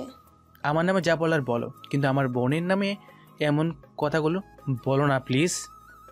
তখন কাউন্সিলর দাঁড়িয়ে বলে ওঠেন, এই তোরা সবাই মিলে এই দুই ভাই বোনের মুখে চুনকালি ঘষে আমাদের এলাকা থেকে বের করে দে। কাউন্সিলর চাচা, আপনি কি বলছেন কি? আপনি? তোর বোন তার রুমে ছেলে নিয়ে এসে রাত কাটাচ্ছে, আর তুই মেয়ে নিয়ে এসে রুমে রাত কাটাচ্ছিস, আবার বলছিস কি বলছি আমরা? মা, এত বড় অপবাদ আমার আর আমার বোনের নামে দিও না। আমার বোন এমন কাজ করতেই পারে না। আমি তোমাদের পায়ে পড়ি, তোমরা এমনটা করো না। কাউন্সিলরের কথা শুনে কয়েকজন এসে নয়নকে ধরে আর কয়েকজন এসে প্রিয়াকে ধরে প্রথমে নয়নের মুখে চুন কালি দেওয়া হয়। তারপর যখন প্রিয়াকে দিতে যাবে তখন নয়ন কাউন্সিলরের পায়ে ধরে কান্না করে বলে, চাচা, আমি আপনার পায়ে পড়ি, আপনি আমার বোনের সাথে এমনটা করবেন না। আমার বোনের জীবনটা ধ্বংস হয়ে যাবে, আপনি এমনটা করবেন না। প্রয়োজন হলে আমার শাস্তি দেন, কিন্তু আমার বোনকে এমন অপবাদ দিবেন না। প্রয়োজন হলে আমি নাকে কর দিতে রাজি আছি, আমার মাথার চুল ন্যাড়া করতেও রাজি আছি। কাউন্সিলর নয়নকে লাথি মেরে ফেলে দিল। তার পা থেকে তখন ডলি বেগম বলে ওঠেন, এই বকাটে ছেলের কথা শুনবেন কাউন্সিলর ভাই? এরা অনেক চালাক, ওরা এদের কথায় মায়াজালে ফাঁসিয়ে দেবে। মা, বললাম না তোর এমন মুখ নিয়ে আমায় মা বলে ডাকবি না। কাউন্সিলরের ইশারায় কয়েকজন মহিলা প্রিয়ার মুখে চুন কালি ঘষে দিল। প্রিয়া চেষ্টা করছিল, কিন্তু পাঁচজনের শক্তির সাথে পেরে উঠেনি। নয়ন প্রিয়াকে বাঁচাতে চেয়েছিল, কিন্তু নয়নকে আটকে রাখা হয়। নয়ন আর প্রিয়াকে চুন কালি ঘষে দিয়ে নয়নকে আর প্রিয়াকে সবাই বাসা থেকে বের করে দিল। নয়ন সবার হাতে পায়ে দৌড়ে কিছু করতে পারেনি। প্রিয়া তো লাশের মতো হয়ে গেছে। নয়ন আর প্রিয়া হাঁটতে হাঁটতে একটা পার্কে গিয়ে বসে। এদিকে আঙ্কেল আর মেহেরও নয়নকে কল দিয়ে যাচ্ছে, কিন্তু নয়নের ফোন রিসিভ হচ্ছে না। নয়ন প্রিয়াকে রেখে একটা কলের সামনে গিয়ে নিজের মুখ ধুয়ে ফেলে, তারপর প্রিয়ার জন্য পানি নিয়ে যায়। নয়ন পানি নিয়ে গিয়ে দেখতে পায় প্রিয়া সেখানে নেই। নয়ন প্রিয়াকে ডাকতে থাকে, প্রিয়াকে খুঁজে যাচ্ছে চারিপাশে। হঠাৎ করে নয়ন দেখতে পায় প্রিয়া রাস্তা দিয়ে হাঁটছে। নয়ন দৌড়ে গিয়ে প্রিয়াকে রাস্তা থেকে সরিয়ে এনে প্রিয়ার গালে টাস টাস করে থাপ্পড় দিয়ে বলে, আপু, তুই কি করতে গিয়েছিলি? ভাইয়া, আমার বেঁচে থাকার কোনো কারণ আছে কি? যে কাজ করিনি সেটার দায় বয়ে বেড়াতে হচ্ছে আমার। সবার কাছে আমি খারাপ মেয়ে হয়ে গেলাম রে। আমায় দেখলেই এখন সবাই হাসি তামাশা মজা করবে, বিভিন্ন মানুষ বিভিন্ন রকমের কথা বলবে, বিভিন্ন প্রস্তাব দেবে রে। ভাইয়া, আমার অনেক ইচ্ছে ছিল রে, আমি একটা চাকরি করব, তারপর বাবা আর তোর পাশে দাঁড়াবো, কিন্তু সেটা আর হলো না রে। আমাদের জীবনে এভাবে অন্ধকার নেমে আসবে সেটা চিন্তা করি নাই রে। প্রিয়া কথাগুলো বলে নয়নকে জড়িয়ে ধরে কান্না করতে লাগলো। নয়নও প্রিয়ার কান্না দেখে নিজেকে সামলে রাখতে পারেনি, সেও চোখের জল বিসর্জন দিতে লাগলো। তখন হঠাৎ করে রাস্তা দিয়ে আরিফ যাচ্ছিল। তখন নয়নকে দেখতে পেয়ে নয়নের পাশে এসে গাড়ি থামিয়ে বলে, ভাইয়া, তুমি এখানে? আর কি হয়েছে? আরিফ স্যার, আপনি এখানে? তোমার কোনো খোঁজ পাচ্ছিলাম না, তাই আমি অফিসে যাচ্ছি। তখনই তোমায় দেখতে পেলাম। এখানে কি করছো? খারাপ ছেলে তো, তাই রাস্তায় রাস্তায় ঘুরছে নিজের বোনকে নিয়ে। আচ্ছা, গাড়িতে ওঠো, পরে কথা হবে সব। না স্যার, এখন আর কারোর সাথে কোথাও থাকতে চাই না। আমি আর আমার বোন সবার কাছে আজকে থেকে ভাত দিন, আসি আমরা। আপু চল। কথাগুলো বলে নয়ন যখন হাঁটা শুরু করবে তখন আরিফ নয়ন আর প্রিয়াকে টেনে গাড়িতে বসিয়ে আরিফ গাড়ি চালানো শুরু করে। বাড়িতে এসে আরিফ নয়ন আর প্রিয়াকে নিয়ে ভিতরে প্রবেশ করে। তার বাবা মাকে ডাকতে থাকে। মা, বাবা, কোথায় তোমরা? তাড়াতাড়ি নিচে আসো। আরিফের চিৎকারে সবাই নিচে আসে। তখন আঙ্কেল বলে, আরিফ, কি হয়েছে? নয়ন, প্রিয়া, তোদের এই অবস্থা হলো কি করে? মেহের, তুই প্রিয়াকে ফ্রেশ করে নিয়ে আয় তো মা। আচ্ছা মা। মেহের প্রিয়াকে নিয়ে চলে যায়। তখন আঙ্কেল আর আন্টি নয়নকে উদ্দেশ্য করে বলে, নয়ন, কি হয়েছে তোদের? তোকে কল দিচ্ছি, তুই ফোন রিসিভ করছিলি না কেন? আরে তুমি কি শুরু করলে? ছেলেটাকে একটু রেস্ট নিতে দাও। আরিফ, তুই নয়নকে নিয়ে তোর পাশের রুমে নিয়ে যা, আমি খাবার রেডি করছি সবার জন্য। কিছু সময় পর সবাই নিচে এসে খাবার টেবিলে বসে। তখন আঙ্কেল বলেন, নয়ন, বলতো বাবা, কি হয়েছে তোদের? কি বলি বলুন তো আঙ্কেল, আমাদের মতো খারাপ ছেলে আর মেয়ের কথা। দেখ বাবা, তুই আমাদের সব কিছু খুলে না বললে আমরা বুঝি কি করে? আজকে সকালের ও রাতের ঘটনা সব কিছু করে বলে নয়ন একটা দীর্ঘশ্বাস ছাড়ে। নয়নের কথাগুলো শুনে সবারই চোখ ভিজে ওঠে। প্রিয়া ওর নীরবে অশ্রু জড়াচ্ছিল। তখন আন্টি প্রিয়ার পাশে গিয়ে প্রিয়াকে জড়িয়ে ধরে বলেন, আজকে থেকে তুই আমার বাড়িতে থাকবি রে মা, তোর কোনো চিন্তা নেই। আন্টি, সেটা হয় না। আমার মতো কলঙ্কিত মেয়েকে আপনাদের বাড়িতে রাখলে আপনাদের মান সম্মান ধুলোয় মিশে যাবে। তার চেয়ে আমি আর ভাইয়া এখান থেকে চলে যাওয়া আপনাদের জন্য মঙ্গলজনক হবে। আমার বাড়ির বউকে নিয়ে কে কি বলবে, আর কার এমন সাহস আছে তোকে কি বলবে? আন্টি, বউ মানে? আমরা তোকে বলবো বলবো করে একটা কথা বলা হয়নি রে বাবা। প্রিয়াকে আমার ছেলের বউ হিসেবে পছন্দ করেছি। আজকে তুই আসলে তোকে বলবো ভাবছিলাম, কিন্তু তার আগে এমন একটা পরিস্থিতির সৃষ্টি হলো। আন্টি, দয়া করছো আমাকে তুমি? দেখো আপু, আমি বুঝতে পারছি তোমার অবস্থা, কিন্তু আপু এখন তোমার শক্ত একটা পরিচয় দরকার। আঙ্কেল আন্টি, আমার বোনের মতের বাইরে আমি যেতে পারবো না। মারে, পাগলামি করিস না, আমরা তো তোর নিজেরই মানুষ। তুই কি চাস না তুই নিজেকে নির্দোষ প্রমাণ করতে? কিন্তু আচ্ছা, বিয়ে না হয় কয়েকদিন পরেই হবে, তুই আমাদের নিরাশ করিস না মা। তুই তোর পড়ালেখা চালিয়ে যাবি আমাদের এখানে থেকে। প্রিয়া কিছু সময় চুপ থেকে নয়নের দিকে দেখায়। প্রিয়া ইশারা করে বলে সে রাজি। তখন নয়ন বলে, আচ্ছা আপু, এখানে থাকবে। সবাই নাস্তা করে চলে যায় যার যার রুমে। মেহের প্রিয়াকে নিয়ে তার রুমে চলে যায়, আর নয়ন বাগানের পুকুর পাড়ে গিয়ে বসে। আজকের ঘটনাগুলো মনে হচ্ছে আর নয়নের চোখের জল বের হচ্ছে। একসময় নয়ন কান্না মিশ্রিত কণ্ঠে আকাশের দিকে তাকিয়ে বলে, মা, আমি পারিনি তোমার কথা রাখতে। আমি বলেছিলাম তোমার মেয়েকে কোনো কষ্ট বা কোনো অভাব বুঝতে দিব না, কিন্তু আজকের এত বড় অপবাদের হাত থেকে আমার বোনকে বাঁচাতে পারিনি। আমি পারিনি আমার বোনের পাশে দাঁড়াতে। যাদের এত আপন ভাবতাম, আজ তারাই আমায় পিছন থেকে চুরি মেরে বুঝিয়ে দিল পর কখনো আপন হয় না। মা, তোমার এই হতবাগার ছেলেকে ক্ষমা করে দিও। নয়ন কথাগুলো বলছে আর চোখের জল ফেলছে। হঠাৎ করে নয়নের কাঁধে কারো হাতের স্পর্শ পেয়ে নয়ন পিছনে তাকিয়ে থাকে। মেহের দাঁড়িয়ে আছে। নয়ন চোখের জল তাড়াতাড়ি মুছে দাঁড়িয়ে যায়। তখন নয়ন মুখে হাসি বজায় রেখে বলে, হ্যাঁ ম্যাডাম বলুন। কান্না করছিলে কেন? কোথায় কান্না করছিলাম? আপনি হয়তো ভুল দেখছেন। আমি স্পষ্ট দেখছি তুমি কান্না করছিলে। এখন বলো, কেন কান্না করছিলে? পরিবারের বড় ছেলেদের কান্নার কোনো কারণ থাকে না। পরিবারের বড় ছেলেরা কান্না করে সবার আড়ালে কিংবা রাতের অন্ধকারে, যে কান্নার কোনো আওয়াজ থাকে না, থাকে শুধু আফসোস আর পরিবারের দায়িত্ব। কি হয়েছে বলবে আমায়? শুনেছি নিজের কষ্টগুলো অন্যের সাথে শেয়ার করলে একটু হালকা হয়। তুমি তোমার কষ্টগুলো আমার সাথে শেয়ার করতে পারো। বাদ দিন, জেনে আর কি করবেন? আর কি বলেন অন্যের সাথে শেয়ার করব? আপনি ভুল জানেন। কি ভুল জানি? ওই যে কষ্ট শেয়ার করার কথাটা। নয়ন কথাটা বলে চলে আসে সেখান থেকে। রাত 8টায় নয়নের ফোন বেজে ওঠে। তখন নয়ন ফোন বের করে দেখতে পায় তার ভাই নীরবের কল। নয়ন রিসিভ করতেই নীরব বলে, ভাইয়া বাবা কেমন যেন করছে, তুমি তাড়াতাড়ি চলে আসো, আমরা কিছুই বুঝতে পারছি না, প্লিজ ভাইয়া প্লিজ। আচ্ছা তোরা চিন্তা করিস না, আমি আসছি। তুমি তাড়াতাড়ি আসো ভাইয়া। নয়না তাড়াতাড়ি করে বের হয়ে যায় বাসা থেকে। কিছুক্ষণ পর নয়ন তার নিজের বাসায় এসে পৌঁছে যায়। নয়ন বাসায় এসে দেখতে পায় সবাই বাসায় বসে ডান্স করছে। নয়ন নীরবকে খুঁজতে থাকে। কিছুক্ষণ পর নয়ন নীরবকেও পেয়ে যায়। তখন নয়ন নীরবকে বলে, কিরে নীরব, এসব কি? দেখতে পারছো না সবাই নাচানাচি করছে আর এনজয় করছে। তুই না বলি বাবা অসুস্থ? বাবা কোথায়? ওই বুড়ো তার রুমে আছে, দেখো গিয়ে। বুঝতে বাকি রইল না যে নীরব ড্রিঙ্কস করেছে। আমি সেখানে সময় নষ্ট না করে চলে এলাম বাবার কাছে। বাবার রুমে এসে দেখতে পেলাম বাবা শুয়ে আছে। আমি বাবার কাছে গিয়ে বললাম, বাবা কেমন আছো তুমি? তুমি ঠিক আছো তো? বাবা তুই এসেছিস? বাবা তুই এসেছিস? আমি জানতাম তুই আসবি। তোরা চলে যাওয়ার পর থেকে ও বাসায় কী সব শুরু করেছে দেখ। আমি বাধা দেওয়াতে আমার উপর ও হাত তুলেছে ওরা। কি বলছো কি বাবা তুমি? তোমার উপর হাত তুলেছে ওরা? মানে কে তুলেছে? তোর মা, জয় আর নীরব। আমি আসছি, 1 মিনিট। নয়ন তার বাবার রুম থেকে বের হয়ে আসে। সবাই যেখানে ডান্স করছে, তারপরে মিউজিক বন্ধ করে সমস্ত ড্রিঙ্কস ফেলে দিল। সবাইকে বাসা থেকে বের হয়ে যাওয়ার জন্য বলে চিৎকার করে। তখন জয়, নীরব আর তার মা সামনে আসেন।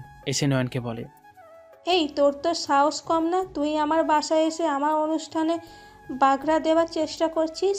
কি শুরু করেছো কি তুমি? হ্যাঁ, তুমি তোমার বাসা বলে তুমি আর তোমার ছেলে মিলে বাবার সাথে এমন ব্যবহার করবে? তুমি বাসায় কি শুরু করেছো? যে এই বাসায় কখনো মদের প্রবেশ হয়নি, আজকে তুমি সেই বাসায় মদ নিয়ে এসে ফুর্তি করছো? ভাইয়া মুখ সামলে কথা বলবি কিন্তু। চুপ, একদম চুপ, কোনো কথা বলবি না। তোদের অনেক সাহস বেড়েছে খুব। পরিস্থিতি বেগতিক দেখে ডলি বেগম সবাইকে চলে যেতে বলেন। তারপর নীরব এসে পিছন থেকে নয়নের মাথায় রোড দিয়ে আঘাত করে 2 বার। সাথে সাথে নয়ন মা বলে মাথায় হাত দিয়ে বসে পড়ে আর মাথা দিয়ে রক্ত পড়া শুরু হয়। তখন নয়ন বলে, নীরব, আমি তোদের জন্য আমরা সম্পত্তির কোনো ভাগ পাইনি, তাই তো কালকে তোদের প্ল্যান করে বাড়ি থেকে বের করে দিলাম। কিন্তু এই বুড়ো অনেক আগেই চালাকি করে তোর নামে সব কিছু লিখে দিয়েছে, এখন তোকে মেরে সেগুলো নিয়ে নেব। তোদের জন্য আমি সব করলাম আর তোরা সামান্য সম্পত্তির জন্য এমন করলি? আরে তোরা বললে আমি নিজে নিজের জীবনটা দিয়ে দিতাম, তার জন্য আমার বোনটাকে এমন শাস্তি কেন দিলি তোরা? তোরা হলে আমাদের পথের কাটা, তাই তোদের উপরে ফেলেছি। নে এবার এই কাগজে সাইন কর। তোরা যদি একবার বলতি আমার তোদের সম্পত্তির প্রয়োজন, তাহলে আমি তো সব কিছু তোদের নামে দিয়ে দিতাম। নিজের পড়ালেখা শেষ করে তোদের মুখে হাসি ফোটানোর জন্য ড্রাইভারের চাকরি নিয়েছি। তোদের মুখে হাসি ফোটানোর জন্য নিজের পছন্দ, নিজের শখ, নিজের ভালোবাসা সব কিছু বিসর্জন দিয়েছি। আর তোরা আমার পিছন থেকে আমার ছুরি মারলে পাবে? নে এবার সাইন কর এই কাগজে। আমি জীবিত থাকতে সাইন করব না, না কখনো করব না। তোরা তোদের পাপের শাস্তি ভোগ করতে হবে। তারপর জয় আর নীরব মিলে নয়নকে মারা শুরু করে। নয়নের বুকে, পেটে আর মুখে আঘাত করতে থাকে। একসময় নয়নের মুখ দিয়ে রক্ত পড়া শুরু হয়। নয়ন তাকিয়ে আছে জয় আর নীরবের দিকে। নয়নের মুখে হাসি আর চোখে জল। নয়ন মনে মনে চিন্তা করছে, যে বাইরের জন্য নিজের সব কিছু ছেড়ে দিলাম, তাদের ভালো কোন জায়গায় নিয়ে যাব, আজকে তারাই আমায় মারছে। কি ভাগ্য আমার, যাদের আপন ভাবে তারাই আমায় পড়বে, এভাবে আঘাত করে দূরে ঠেলে দেয়। হায় রে নিয়তি আমার। হঠাৎ নয়ন একটা কাশি দিল আর মুখ দিয়ে অনেক রক্ত বের হয়ে যায়। অতিরিক্ত রক্ত বের হওয়ায় ও মাথায় আঘাতের কারণে নয়ন অজ্ঞান হয়ে যায়। তখন ডলি বেগম একটা দলিল নিয়ে আঙ্গুলের ছাপ নিয়ে বলে ওঠেন, এই দাঁড়া, তোরা আর মারিস না, মারা যাবে তাহলে। আমাদের কাজ হয়ে গেছে, এবার এই আবর্জনাকে কোনো ডাস্টবিনে ফেলে আয়। জয় দেখ তো বেঁচে আছে কিনা। জয় নয়নের হাতের পালস চেক করে বলে, বেঁচে আছে, তবে অজ্ঞান হয়ে গেছে। এক কাজ কর, তোরা নয়নকে ধরে নিয়ে ডাস্টবিনে ফেলে আয়। অনেক দিনের ইচ্ছে ছিল ওকে ভালো করে একটা শিক্ষা দেব, আজকে তোদের জন্য সেটা হয়ে গেল। জয় আর নীরব নয়নের জ্ঞানহীন দেহটাকে হির হির করে টানতে টানতে আগে থেকে দাঁড়িয়ে থাকা গাড়িতে তোলে। তারপর ড্রাইভারকে বলে গাড়ি চালানোর জন্য, তারপর একটা নির্জন ডাস্টবিনের পাশে ফেলে দেয়। এদিকে ওই বাড়িতে রাতে নয়নকে দেখতে না পেয়ে সবাই নয়নের ফোনে ফোন দিচ্ছে, কিন্তু ফোন রিসিভ হচ্ছে না। সবার জন্য টেনশনের মাত্রা বাড়তে লাগলো। ভোরবেলা রাস্তা দিয়ে যখন মানুষের আনাগোনা শুরু হয় তখন সবাই দেখতে পায় ডাস্টবিনের পাশে একটা দেহ পড়ে আছে। তারপর কয়েকজন এগিয়ে এসে পরীক্ষা করে বুঝতে পারে দেহে এখনো প্রাণ আছে। সবাই দৌড়াদৌড়ি করে নয়নকে নিয়ে হাসপাতালে চলে যায়। তারপর ডাক্তার নয়নকে অপারেশন থিয়েটারে নিয়ে যায়। কিছু সময় পর নার্স এসে নয়নের কাপড়ও পর নিয়ে যায়। হঠাৎ করে নয়নের ফোন আবার বেজে ওঠে। তখন ওই নিয়ে আসা লোকদের মধ্যে একজন লোক ফোন রিসিভ করে বলে ওঠে, হ্যালো। হ্যালো ভাইয়া, তুই কোথায়? সারা রাত ধরে কল দিয়ে যাচ্ছি কিন্তু তুই ফোন রিসিভ করছিলি না কেন? তখন লোকটা বলে ওঠে, আপনার ভাইকে আহত অবস্থায় রাস্তার পাশে পেয়ে আমরা এই হাসপাতালে নিয়ে এসেছি। আপনারা তাড়াতাড়ি চলে আসুন। প্রিয়া লোকটার কথা শুনে কান্না করে বলে ওঠে, আমার ভাইয়া ঠিক আছে তো? ভাইয়া কি কথা বলছে? প্লিজ ভাইয়ার কাছে ফোন নিয়ে দেন না, আমি ভাইয়ার সাথে কথা বলবো। লোকটা বলে, দেখুন আপনারা তাড়াতাড়ি চলে আসুন। আপনার ভাইয়াকে অপারেশন থিয়েটারে নেওয়া হয়েছে। ডাক্তার বের না হলে কিছু বলতে পারছি না। আপনারা এই হাসপাতালে চলে আসুন। হ্যাঁ, আমরা আসছি। প্রিয়ার কান্না করা দেখে আন্টি, আঙ্কেল, আরিফ ও মেহের প্রিয়ার কাছে আসে। তখন আন্টি প্রিয়াকে বলে, কি রে প্রিয়া, নয়ন কি বললো? আর তুই কেন কান্না করছিস কেন? আন্টি, ভাইয়াকে নাকি আহত অবস্থায় রাস্তার পাশে পাওয়া গেছে। তার কয়েকজন মিলে ভাইয়াকে হাসপাতালে নিয়ে গেছে। ভাইয়ার অপারেশন চলছে। আন্টি, আমার ভাইয়ের কিছু হবে না তো? আমি যে আমার ভাইয়াকে ছাড়া থাকতে পারবো না। এই পাগলি মেয়ে, কি বলছিস তুই এসব? নয়নের কিছু হয়নি, নয়ন সুস্থ হয়ে যাবে। এখন আমাদের হাসপাতালে যাওয়া দরকার। আর তুই কি বলছিস বলতো? নয়ন এখন কোন হাসপাতালে আছে প্রিয়া? আঙ্কেল, লোকটা বললো এই হাসপাতালে। তারপর সবাই মিলে বেরিয়ে পড়ে হাসপাতালের উদ্দেশ্যে। হাসপাতালে পৌঁছে সবাই চলে যায় অপারেশন থিয়েটারে সামনে। তারপর লোকগুলো এসে বলে নয়নকে কোথায় পাওয়া গেছে। নয়নের ফোন প্রিয়ার হাতে দিয়ে লোকগুলো চলে যায়। আর প্রিয়া সব শুনে কান্না করতে লাগলো। মেয়ের প্রিয়াকে শান্ত রাখার চেষ্টা করছে। কিছুক্ষণ পর ডাক্তার বের হয়ে আসেন অপারেশন থিয়েটার দেখে। সবাই ডাক্তারের সামনে যেতেই ডাক্তার বলে ওঠেন, দেখুন, আমরা আমাদের যতটুকু সম্ভব আমরা আমাদের সর্বোচ্চটা দিয়ে চেষ্টা করছি। এখন সব কিছু সৃষ্টিকর্তার হাতে। কি বলছেন কি ডাক্তার? ছেলেটার মাথায় ভারী রড দিয়ে আঘাত করা হয়েছে 2 বার, যার জন্য ব্রেনে কিছুটা চাপ পড়েছে। সাথে ব্রেনের টিস্যু ক্ষতিগ্রস্ত হয়েছে। আমরা চেষ্টা করেছি এখন 24 ঘন্টার ভিতরে জ্ঞান না ফেলে কী হবে সেটা আপনারা নিশ্চয়ই বুঝতে পারছেন। প্রিয়া সব শুনে ডাক্তারের পা জড়িয়ে ধরে আকুতি কণ্ঠে বলে, ডাক্তার, আমি আপনার পায়ে পড়ি, আমার ভাইয়াকে বাঁচিয়ে দেন। আমার পুরো পৃথিবী জুড়েই আমার ভাইয়া। আমার ভাইয়ার কিছু হয়ে গেলে আমি শেষ হয়ে যাব। আপনি একটু চেষ্টা করে দেখুন, আমার ভাইয়া ভালো হয়ে যাবে। ডাক্তার প্রিয়াকে তার পা থেকে ছাড়িয়ে মাথায় হাত বুলিয়ে দিয়ে বলেন, মারে, আমি আমার সাধ্যমতো চেষ্টা করেছি। এখন সব কিছু সৃষ্টিকর্তার হাতেই। তিনিই পারেন তোমার ভাইয়াকে ফিরিয়ে দিতে। কথাগুলো বলে ডাক্তার চলে যায়। আর প্রিয়া মেঝেতে বসে কান্না করছে। তখন আন্টি আর মেহের প্রিয়াকে মেঝে থেকে তুলে চেয়ারে বসিয়ে দেন। আঙ্কেল আর আরিফ চলে যান ডাক্তারের পিছন পিছন।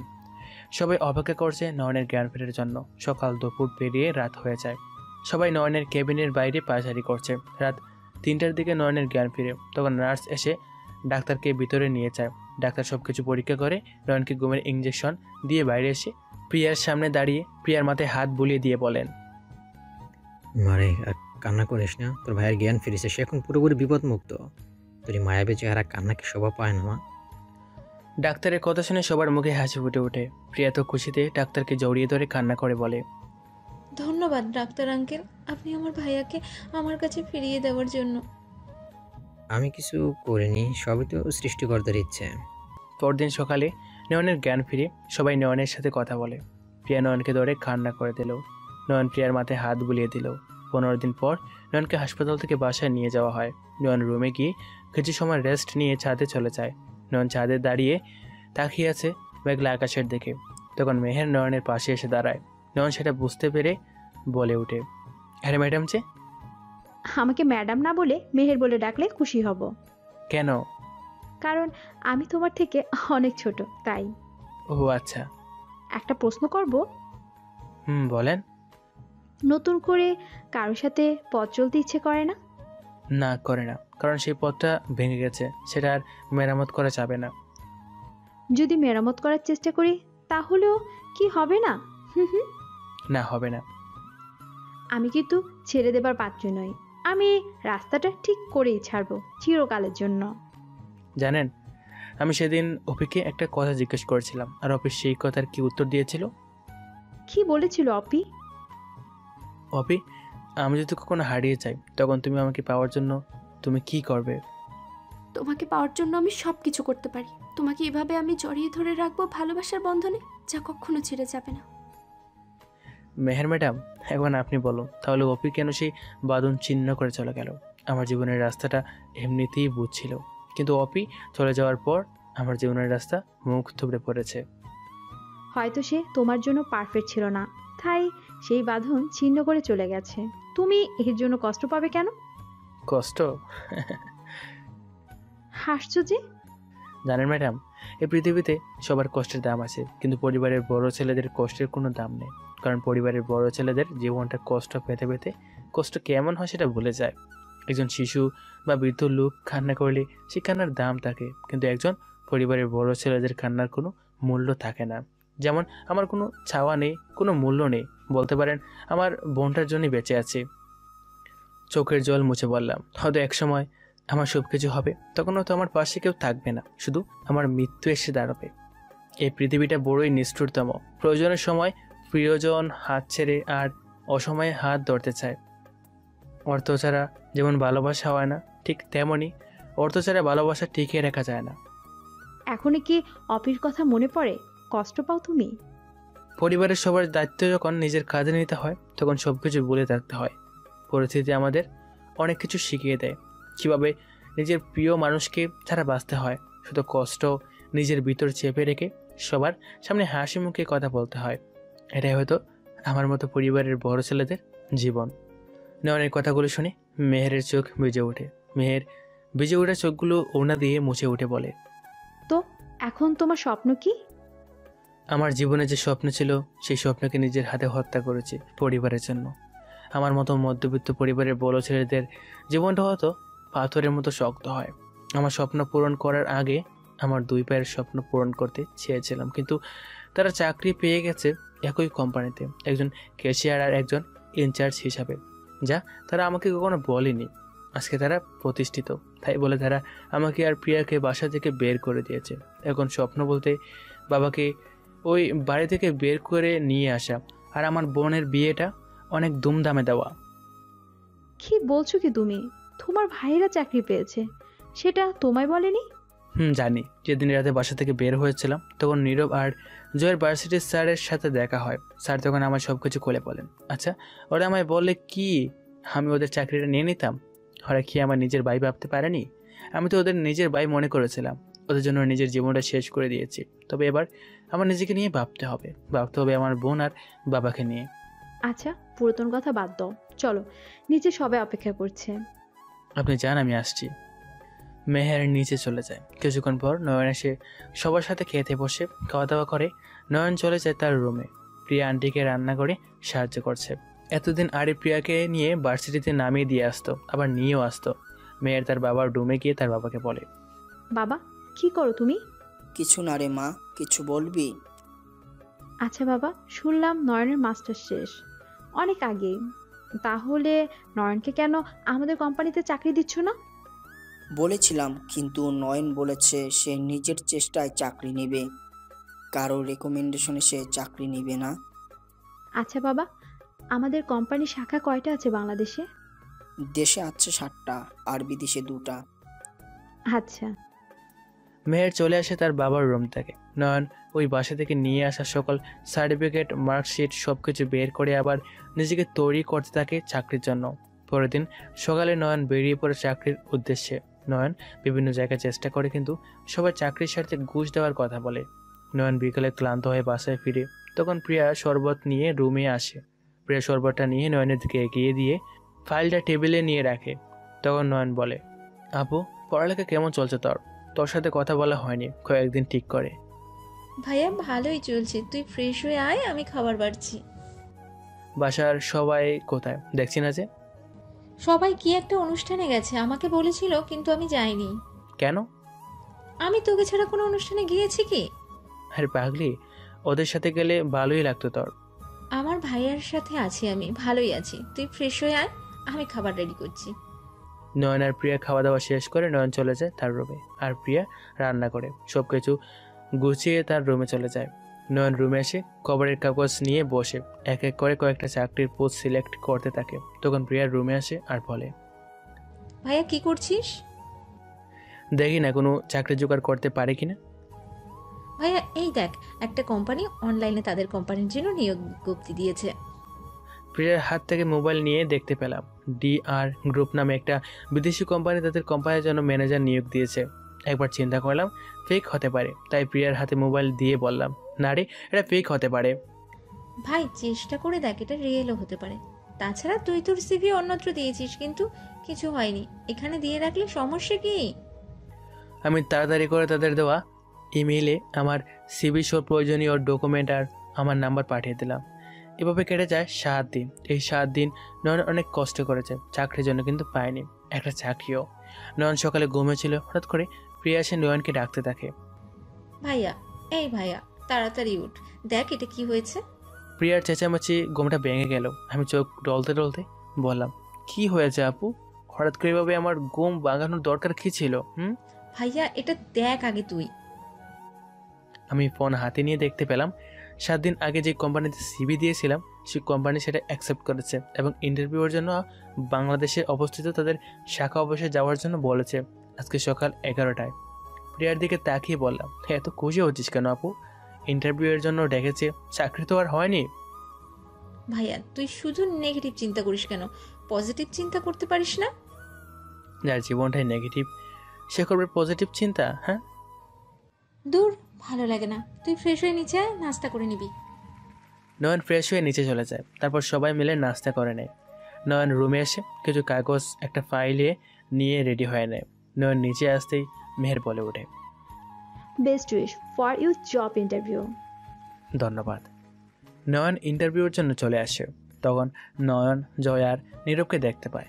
নয়নের ইচ্ছে করছিল তাদের সাথে গিয়ে কথা বলবে, কিন্তু তাদের কাজের কথাগুলো মনে হতেই নয়ন বসে পড়ে। কিছু সময় ইন্টারভিউ শুরু হয়। নয়নকে যা প্রশ্ন করা হয় নয়ন তার সব কিছুরই উত্তর দিয়ে দেয়। নয়ন ইন্টারভিউর জন্য চলে আসে। তখন নয়ন আর জয় নীরবকে দেখতে পায়। নয়নের ইচ্ছে করছিল তাদের সাথে গিয়ে কথা বলবে, কিন্তু তাদের কাজের কথাগুলো মনে হতেই নয়ন বসে পড়ে। কিছু সময় ইন্টারভিউ শুরু হয়। নয়নকে যা প্রশ্ন করা হয় নয়ন তার সব কিছুর উত্তর দিয়ে দেয়। নয়নকে অপেক্ষা করার জন্য বলা হয়। সবার ইন্টারভিউ নেওয়া শেষ হয়, সবাই অপেক্ষা করছে চাকরির নামে সেই সোনার হরিণটাকে নিজের করে নেওয়ার জন্য। নয়ন তাদের মধ্যে একজন। অফিসের পিয়ন এসে সবাইকে নিয়ে যায় একটা রুমে। তারপর অফিসের CEO এসে তাদের নাম বলা শুরু করে, যারা এই সোনার হরিণকে নিজের করে নিয়েছে। 10 জনের নাম বলা হয়, কিন্তু এই 10 জনের নামের ভিতরে নয়নের নাম ছিল না। নয়ন সেখান থেকে চলে আসবে। তখন জয় আর নীরব নয়নের সামনে এসে বলে, কি মনে করেছিলে আমাদের এখানে চাকরি করবে তুমি? কয়েকদিন পর আমরাই হবে এই কোম্পানির CEO। আমরা থাকতে সেটা কখনো হতে দিব না তোমার, আর তোর বোনের জীবন নরক করে ছেড়ে দিব আমরা। যার জন্য করলাম ছুটি সেই বলে চল। ভালো থাক তোরা। সৃষ্টিকর্তার কাছে প্রার্থনা করে তোদের মনের আশা যেন পূরণ হয়। নয়ন একটা হাসি দিয়ে সেখান থেকে চলে আসতে যাবে, তার আগে পিয়ন এসে নয়নকে থামিয়ে দিল। তারপর নয়নকে টানতে টানতে সবার সামনে থেকে একটা রুমে নিয়ে যায়। আর পিয়নকে নয়ন বলে, চাচা আমার এখানে কেন নিয়ে এলেন? পিয়ন নয়নের দিকে তাকিয়ে বলে, স্যার বলেছে আপনাকে এখানে বসিয়ে রাখতে, তিনি কিছুক্ষণের মধ্যে চলে আসবেন। পিয়ন চলে যায় সেখান থেকে। কিছুক্ষণ পর CEO কারোর সাথে কথা বলতে বলতে রুমে প্রবেশ করেন। নয়ন CEOকে আসতে দেখে দাঁড়িয়ে যায়। তখন CEO নয়নকে বসতে ইশারা করে, তার চেয়ারে বসে পড়েন। তখন ফোন রেখে CEO নয়নকে বলেন, তোমার সাথে ইন্টারভিউ দেওয়া অলমোস্ট সবার চাকরি হয়ে গেল, কিন্তু তোমার হলো না। সেটা আমার দুর্ভাগ্য স্যার।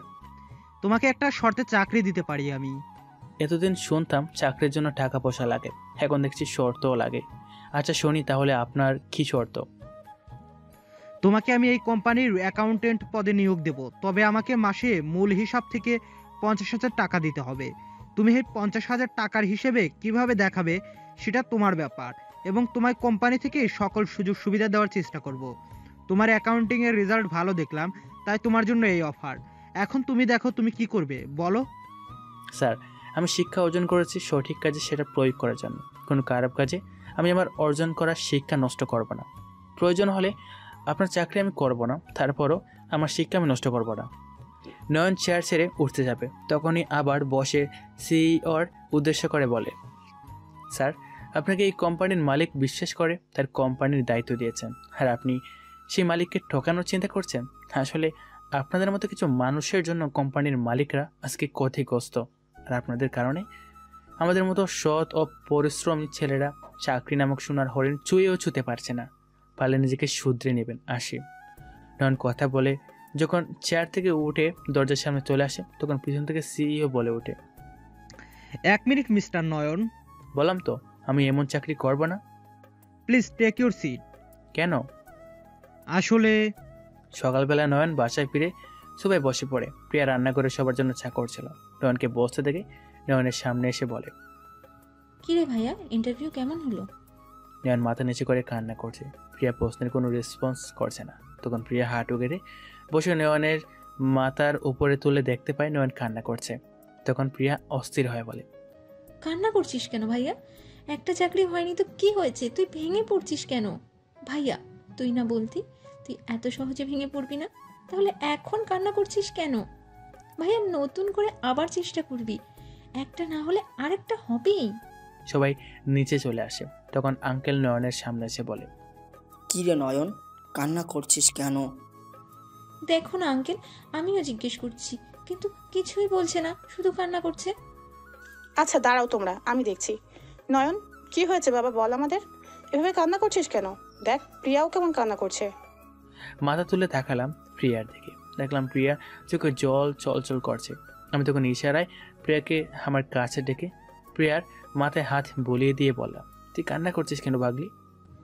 তুই হুট করে বাসায় ফিরে এমন করে কান্না করছিস কেন? আমি তো খুশিতে কান্না করছি রে পাগলি। মানে? খুশিতে কান্না করছিলে মানে? আমার চাকরিটা হয়ে গেছে। তবে কি? তবে কি রে নয়ন? ওরা বলেছে কিছুক্ষণ আগে। আমরা এতক্ষণ আপনার ইন্টারভিউ নিচ্ছিলাম। ইন্টারভিউ নিচ্ছিলাম মানে? আমাদের কোম্পানির মালিক এতক্ষণ আপনার ইন্টারভিউ নিচ্ছিলেন। অভিনন্দন আপনাকে। সামনের মাসে আপনি আমাদের কোম্পানিতে জয়েন করতে পারবেন। এতদিন আমরা আপনার মতো সৎ পরিশ্রমী লোক খুঁজছিলাম। 10 দিনের ভিতরে আপনার সবকিছু রেডি হয়ে যাবে। এই মাসের 26 তারিখ ফ্লাইট। ফ্লাইট মানে? You have been appointed as the general manager of US head office. Sir, আপনি মজা করছেন আমার সাথে? সেটা না হয় 26 তারিখেই বুঝতে পারবেন আমি মজা করছি কিনা। এই নিন আপনার অগ্রিম বেতন আর অ্যাপয়েন্টমেন্ট লেটার। 24 তারিখ আপনার হাতে আপনার পাসপোর্ট আর প্রয়োজনীয় কাগজপাতি পৌঁছে যাবে। আর 26 তারিখ সকালে এয়ারপোর্টে দেখা হচ্ছে। আমরা একটু কাজে আছি, আসছি। আমি দেখা হচ্ছে খুব তাড়াতাড়ি। ভালো থাকবেন। কথা বলে সিইওর রুম থেকে বের হয়ে যায়। নয়নও বাসায় ফিরে আসে। নয়ন বলে, এই ছিল, আমি ভাবছিলাম চাকরিটা করবো না। কেন করবি না? এত ভালো একটা চাকরি। আমি চলে গেলে আমার বোনটাতে একা হয়ে যাবে আন্টি। আরে পাগল, আমরা আছি কিসের জন্য? তুই চিন্তা করিস না, আমরা থাকতে প্রিয়ার কোনো সমস্যা হবে না। আচ্ছা নয়ন, তুই কি আমাদের বিশ্বাস করতে পারছিস না? না না, আমি এমনভাবে বলিনি। তো কিভাবে বলছেন শুনি? আমার মনে হয় তুমি আমাদের সবাইকে বিশ্বাস করো না। না, আসলে সেটা আমার বোনটা বা আমি কেউ কাউকে ছাড়া কখনো একা ডাকি না। মা মারা যাওয়ার পর থেকে প্রিয়া আমার সব হয়ে গেছে। ভাইয়া, তুই চিন্তা করিস না, আমি সবার সাথে ভালো থাকবো এখানে। তুই আমাদের জন্য নিজের জীবনটা তো প্রায় শেষ করে দিয়েছিস, এখন না হয় জীবনটা তোর মতো করে সাজিয়ে নে। আচ্ছা, কথা পরে হবে। প্রিয়াপু, চলো ঝটপট কিছু নাস্তা রেডি করে ফেলি, আর তোমরাও ফ্রেশ হয়ে আসো। নয়ন রুমে এসে ফ্রেশ হয়ে কিছু সময় রেস্ট নিয়ে নিচে চলে যায়। নিচে গিয়ে দেখতে পায় প্রিয়া ফাস্টফুড রান্না করছে। নয়নরা সবাই মিলে অনেক মজা করে খাওয়া দাওয়া করে নিল।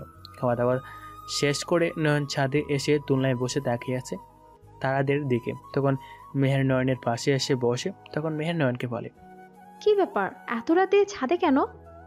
আপনি কেন এসেছেন এত রাতে ছাদে? তুমি এসেছো তাই। ও আচ্ছা। মন খারাপ কেন? কোথায় আমার মন খারাপ? আমি কিন্তু তোমার দিকে তাকিয়ে বুঝতে পারছি। আপনি কি গণক নাকি? ধরে নাও তাই। এখন বলো কি হয়েছে? প্রিয়াকে ছেড়ে আঙ্কেল আন্টিকে সবাইকে ছেড়ে চলে যেতে হবে কদিন পরে, তাই। আচ্ছা, আমি কি এতটাই খারাপ? হঠাৎ একথা বলছেন কেন? তাহলে তুমি আমায় বারবার ইগনোর কেন করছো? আমি কোথায় আপনাকে ইগনোর করছি? রাহুল, তুমি তো সবার মনের কথা সবকিছু বুঝতে পারো, তাহলে তুমি কেন আমার মনের কথা বুঝতে পারছো না? ম্যাডাম, আপনি যে চিন্তা করছেন সেগুলো কখনো সম্ভব না, তাই এই চিন্তা বাদ দিয়ে দেন। নয়ন কথাগুলো বলে যখন চলে যাবে তখন মেহের নয়নের হাত ধরে সামনের দিকে ঘুরিয়ে নয়নকে জড়িয়ে ধরে বলে, নয়ন, আমি তোমাকে নিজের অজান্তে কবে ভালোবেসে ফেলেছি সেটা বলতে পারবো না। বাবা যখন তোমার কথা বলতো, তুমি এমনটা করেছো, তুমি ওটা করেছো, তখন থেকেই তোমায় দেখার জন্য আমি বেকুল হয়ে উঠি। তারপর দেশে ফিরে তোমায় দেখে আমি তোমার উপর ফিদা হয়ে যাই। আমি দেশে আসার পর থেকে তোমার সাথে তোমার সঙ্গে সব সময় থাকার চেষ্টা করতাম। সেই দিন যখন অপি তোমার থাপ্পড় মেরেছিল, তখন আমার মনে হয়েছিল অপিকে মেরেই ফেলি। তারপর অপি যখন আমায় তোমার গার্লফ্রেন্ড বলেছিল, তখন আমি যে কি খুশি হয়েছিলাম তোমায় বলে বোঝাতে পারবো না। তুমি একবার আমার চোখের দিকে তাকাও। মানুষ মিথ্যে বলতে পারে, কিন্তু তার চোখ চোখ তো মিথ্যে বলতে পারে না। তাহলে তুমি কেন আমার ভালোবাসা বুঝতে পারছো না? নয়ন মেহেরকে ছাড়িয়ে মেহেরকে উদ্দেশ্য করে বলে ওঠে, ম্যাডাম, আমার থেকে ভালো কাউকে দেখে বিয়ে করে নেবে, দেখবেন আপনি অনেক সুখে থাকবেন। শুধু শুধু আমার জন্য নিজের জীবন নষ্ট করবেন না। নয়ন চলে আসছিল, তখনই মেহের নয়নকে জড়িয়ে ধরে নয়ন ছাড়ানোর চেষ্টা করছে। তখনই আন্টি সুমা বেগম ছাদে আসেন, আর নয়ন আর মেহের কী অবস্থা দেখে চিৎকার করে বলে ওঠেন, এই রাতের অন্ধকারে কি হচ্ছে এসব? মেহের, নয়ন, তোরা এত রাতে এসব কি করছিলি? নয়ন, আমি সব তোমার কাছ থেকে আশা করিনি। তুমি আমাদের পেছনে এরকম কাজ করবে সেটা আমরা বুঝতেই পারলাম না। তোমার আঙ্কেলের রুমে আসো, কথা আছে। আর মেহের, তুই চল আমার সাথে। তোরও দেখছি অনেক অধঃপতন হয়েছে। মা, আমার একটা কথা শোনো তুমি। আসলে মা, আমি আর বললাম না চুপ করে থাকতে তোমাকে মেহের। আন্টি আসলে আপনি যা ভাবছেন সেরকম কিছু হয়নি, ম্যাডাম বলছিলেন, কিন্তু আমি বললাম না আমি এখানে একটা কথা বলতে চাই না। যা হবে আমার রুমে কথা হবে। চুপচাপ নিচে আসো তুমি। সুমা বেগম মেহেরকে টানতে টানতে ছাদ থেকে নামিয়ে চলে গেলেন নিচে। কিছু সময় পর নয়নও নিচে চলে যায়। নয়ন বুঝতে পারে তার জন্য এই বাড়িতে বাদ উঠে গেছে। আজকে তার জন্য তার বোনকেও হয়তো কথা শুনতে হবে। নয়ন আঙ্কেল আর আন্টির রুমের সামনে গিয়ে দেখতে পায় সবাই মাথা নিচু করে বসে আছে। আঙ্কেল পায়চারি করছে, তার রুমে মেহের একপাশে দাঁড়িয়ে কান্না করছে। প্রিয়া আন্টির পাশে বসে আছে। নয়ন রুমে ঢুকে মাথা নিচু করে বলে ওঠে, আন্টি আঙ্কেল আসলে নয়ন, আমি তোমাকে নিজের ছেলের মতো মনে করতাম, কিন্তু তুমি এমন কাজ করলে। আঙ্কেল আমার কথাটা আপনারা শুন, তারপর না হয় আপনারা আপনাদের মতামত বলবেন। কি শুনবো আমি? যা দেখছি সেটা কি মিথ্যে? না, তবে মা বাবা, আমি নয়নকে ভালোবাসি এবং নয়নকে বিয়ে করতে চাই। কি বলছিস কি তুই মেহের? তোর মাথা ঠিক আছে? হ্যাঁ, আমি যা বলছি তা নিজের মন থেকে এবং সজ্ঞানে বলছি। তোমার মেয়ে পাগল হয়ে গেছে, নিজের ভালোটাও বুঝতে পারছে না।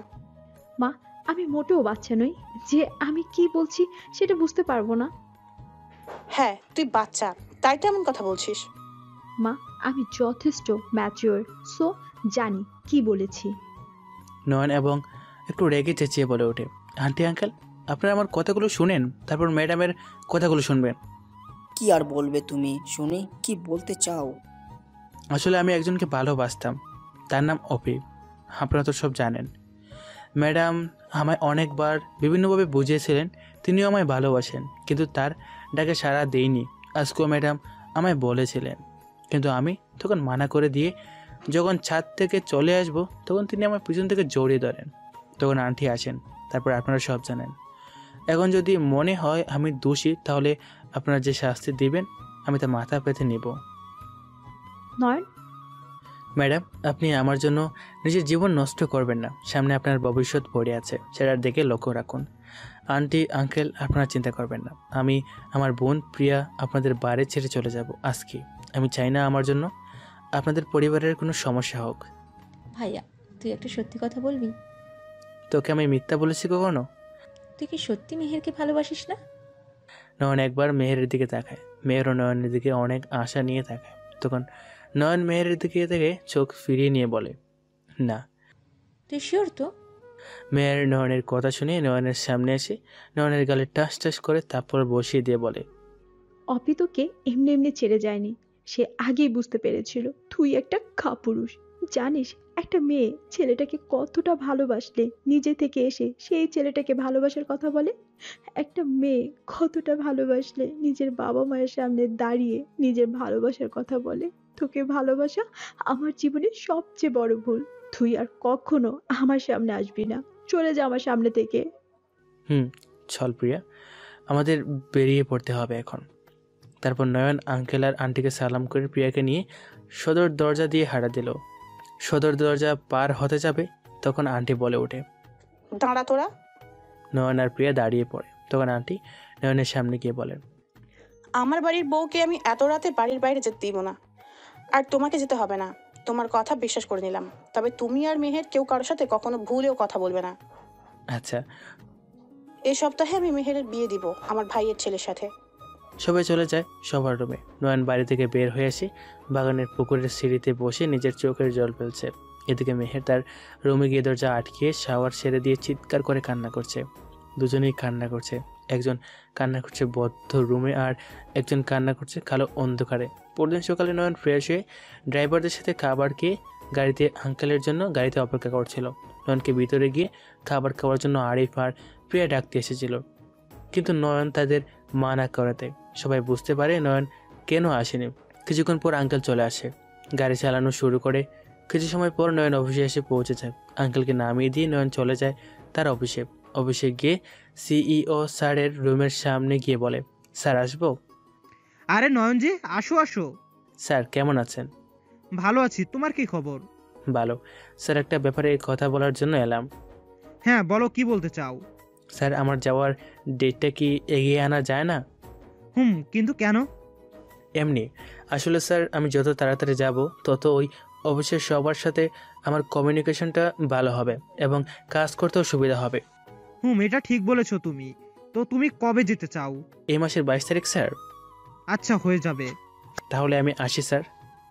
নয়ন বের হয়ে আসে কোম্পানি থেকে। নয়ন যখন সিগন্যালে দাঁড়িয়েছিল তখন দেখতে পায় অপি বাইকে একটা ছেলের সাথে জড়াজড়ি করে বসে আছে আর অনেক হাসাহাসি করছে। নয়ন সেদিকে তাকিয়ে একটা দীর্ঘশ্বাস ফেলে সিগন্যাল ছেড়ে দিলেও নয়ন বাসায় চলে আসে। নয়ন বাসায় এসে কারোর সাথে কথা না বলে নিজের রুমে গিয়ে তার কাপড় নিয়ে চলে আসতে যাবে তখন আন্টি নয়নের সামনে এসে দাঁড়ান। নয়ন একবার তাকিয়ে মাথা নিচু করে নিল। তখন আন্টি বললেন, কোথায় যাচ্ছিস এসব নিয়ে? ড্রাইভারদের এখানে। এখানে থাকতে তো সমস্যা কি? এমনি, এখানে কোনো সমস্যা নেই। তোর জন্য প্রিয়াও সকাল থেকে কিছু খায়নি, রাতে ঘুমায়ও নি। কেন করছিস এমন? আচ্ছা তুই থাক বাসায়, আমি কিছু বলবো না। আজকে বিকেলে মেহেরকে দেখতে আমার ভাই এবং ভাবিরা আসবে, তোকে কিন্তু থাকতে হবে বাবা। আন্টির কথা শুনে প্রিয়ার দিকে তাকালাম। সত্যি প্রিয়াকে কেমন যেন লাগছে। তারপর বললাম, আচ্ছা থাকবো এখানে। যা ফ্রেশ হয়ে আয়, আমি খাবার রেডি করছি। নয়ন ফ্রেশ হয়ে এসে নিচে দেখতে প্রায় আঙ্কেল আর আরিফও চলে এসেছে। সবাই মিলে টেবিলে বসে। তখন নয়ন একবার সবার দিকে তাকায়। নয়ন আর চোখে মেহেরের দিকে তাকিয়ে দেখে মেহেরের চোখ মুখ ফুলে আছে। মেহেরকে দেখে বোঝা যাচ্ছে সে কান্না করেছে, একটু আগেও হয়তো। নয়ন তখন বলে ওঠে, প্রিয়া বিকেলে আমার সাথে তোকে বের হতে হবে একবার। কেন ভাইয়া? আমাকে কিছু শপিং করতে হবে। মেহেরের বিয়ে শপিং তো কালকে করব, তখন না হয় তুই আমাদের সাথে করে নিবি তোর শপিং। আঙ্কেল আন্টি একটা কথা বলার ছিল। হ্যাঁ বলো, কি বলবে? আজকে অফিস থেকে ফোন দিয়েছিল আমায়। কি বললো কল দিয়ে? আমাকে আর 4 দিন পর মানে 22 তারিখ আমেরিকা চলে যেতে হবে। ওইখানে নাকি একটা ট্রেনিং আছে, সেটা জয়েন করতে হবে। মেহের নয়নের কথা শুনে খাবার টেবিল থেকে উঠে চলে যায়। নয়ন তাকিয়েও তাকালো না।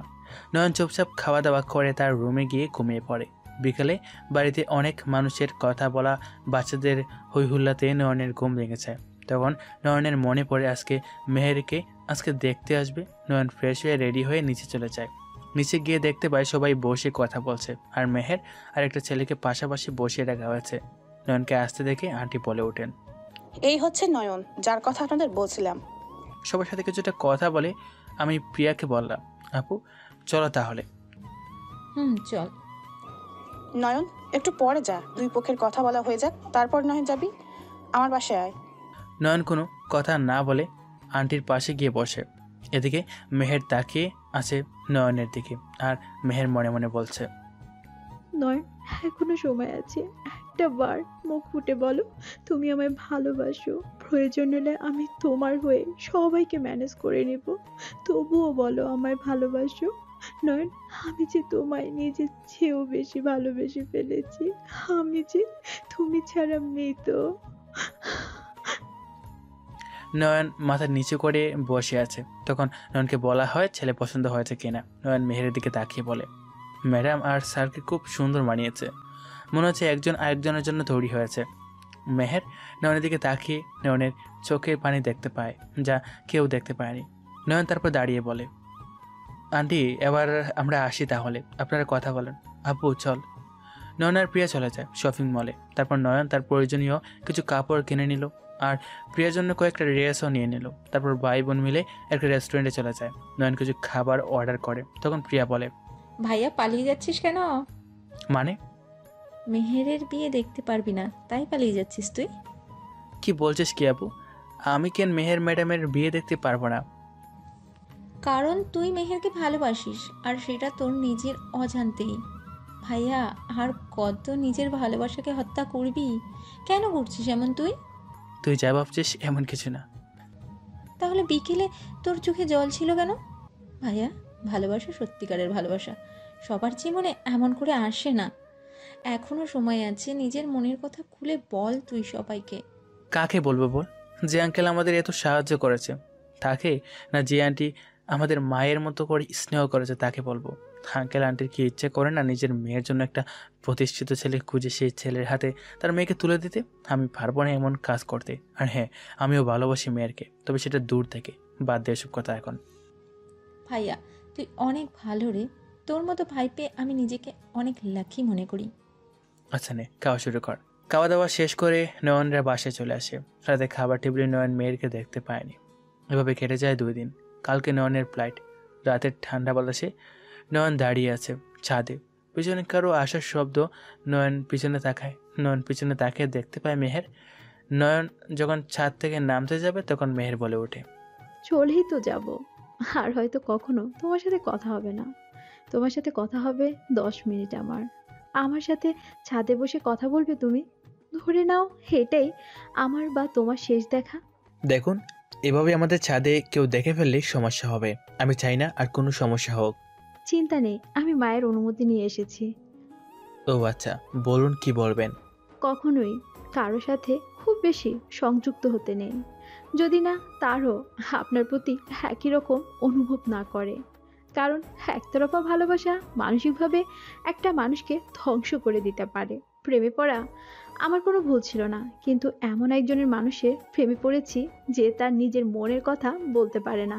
এটাই আমার সবচেয়ে বড় ভুল ছিল। আমি জানি তুমি কখনোই পারবে না ভালোবাসতে আমাকে, কিন্তু তারপরও আমি থামাতে পারছি না নিজের অবাধ্য ভালোবাসাকে।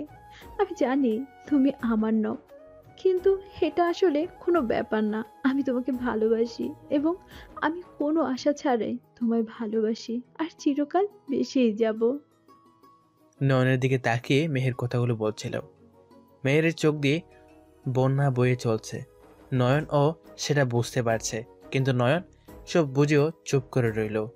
মেহের চোখের জল মুছে বলে, কালকে ফ্লাইট কয়টায় তোমার? সকাল 8টায়।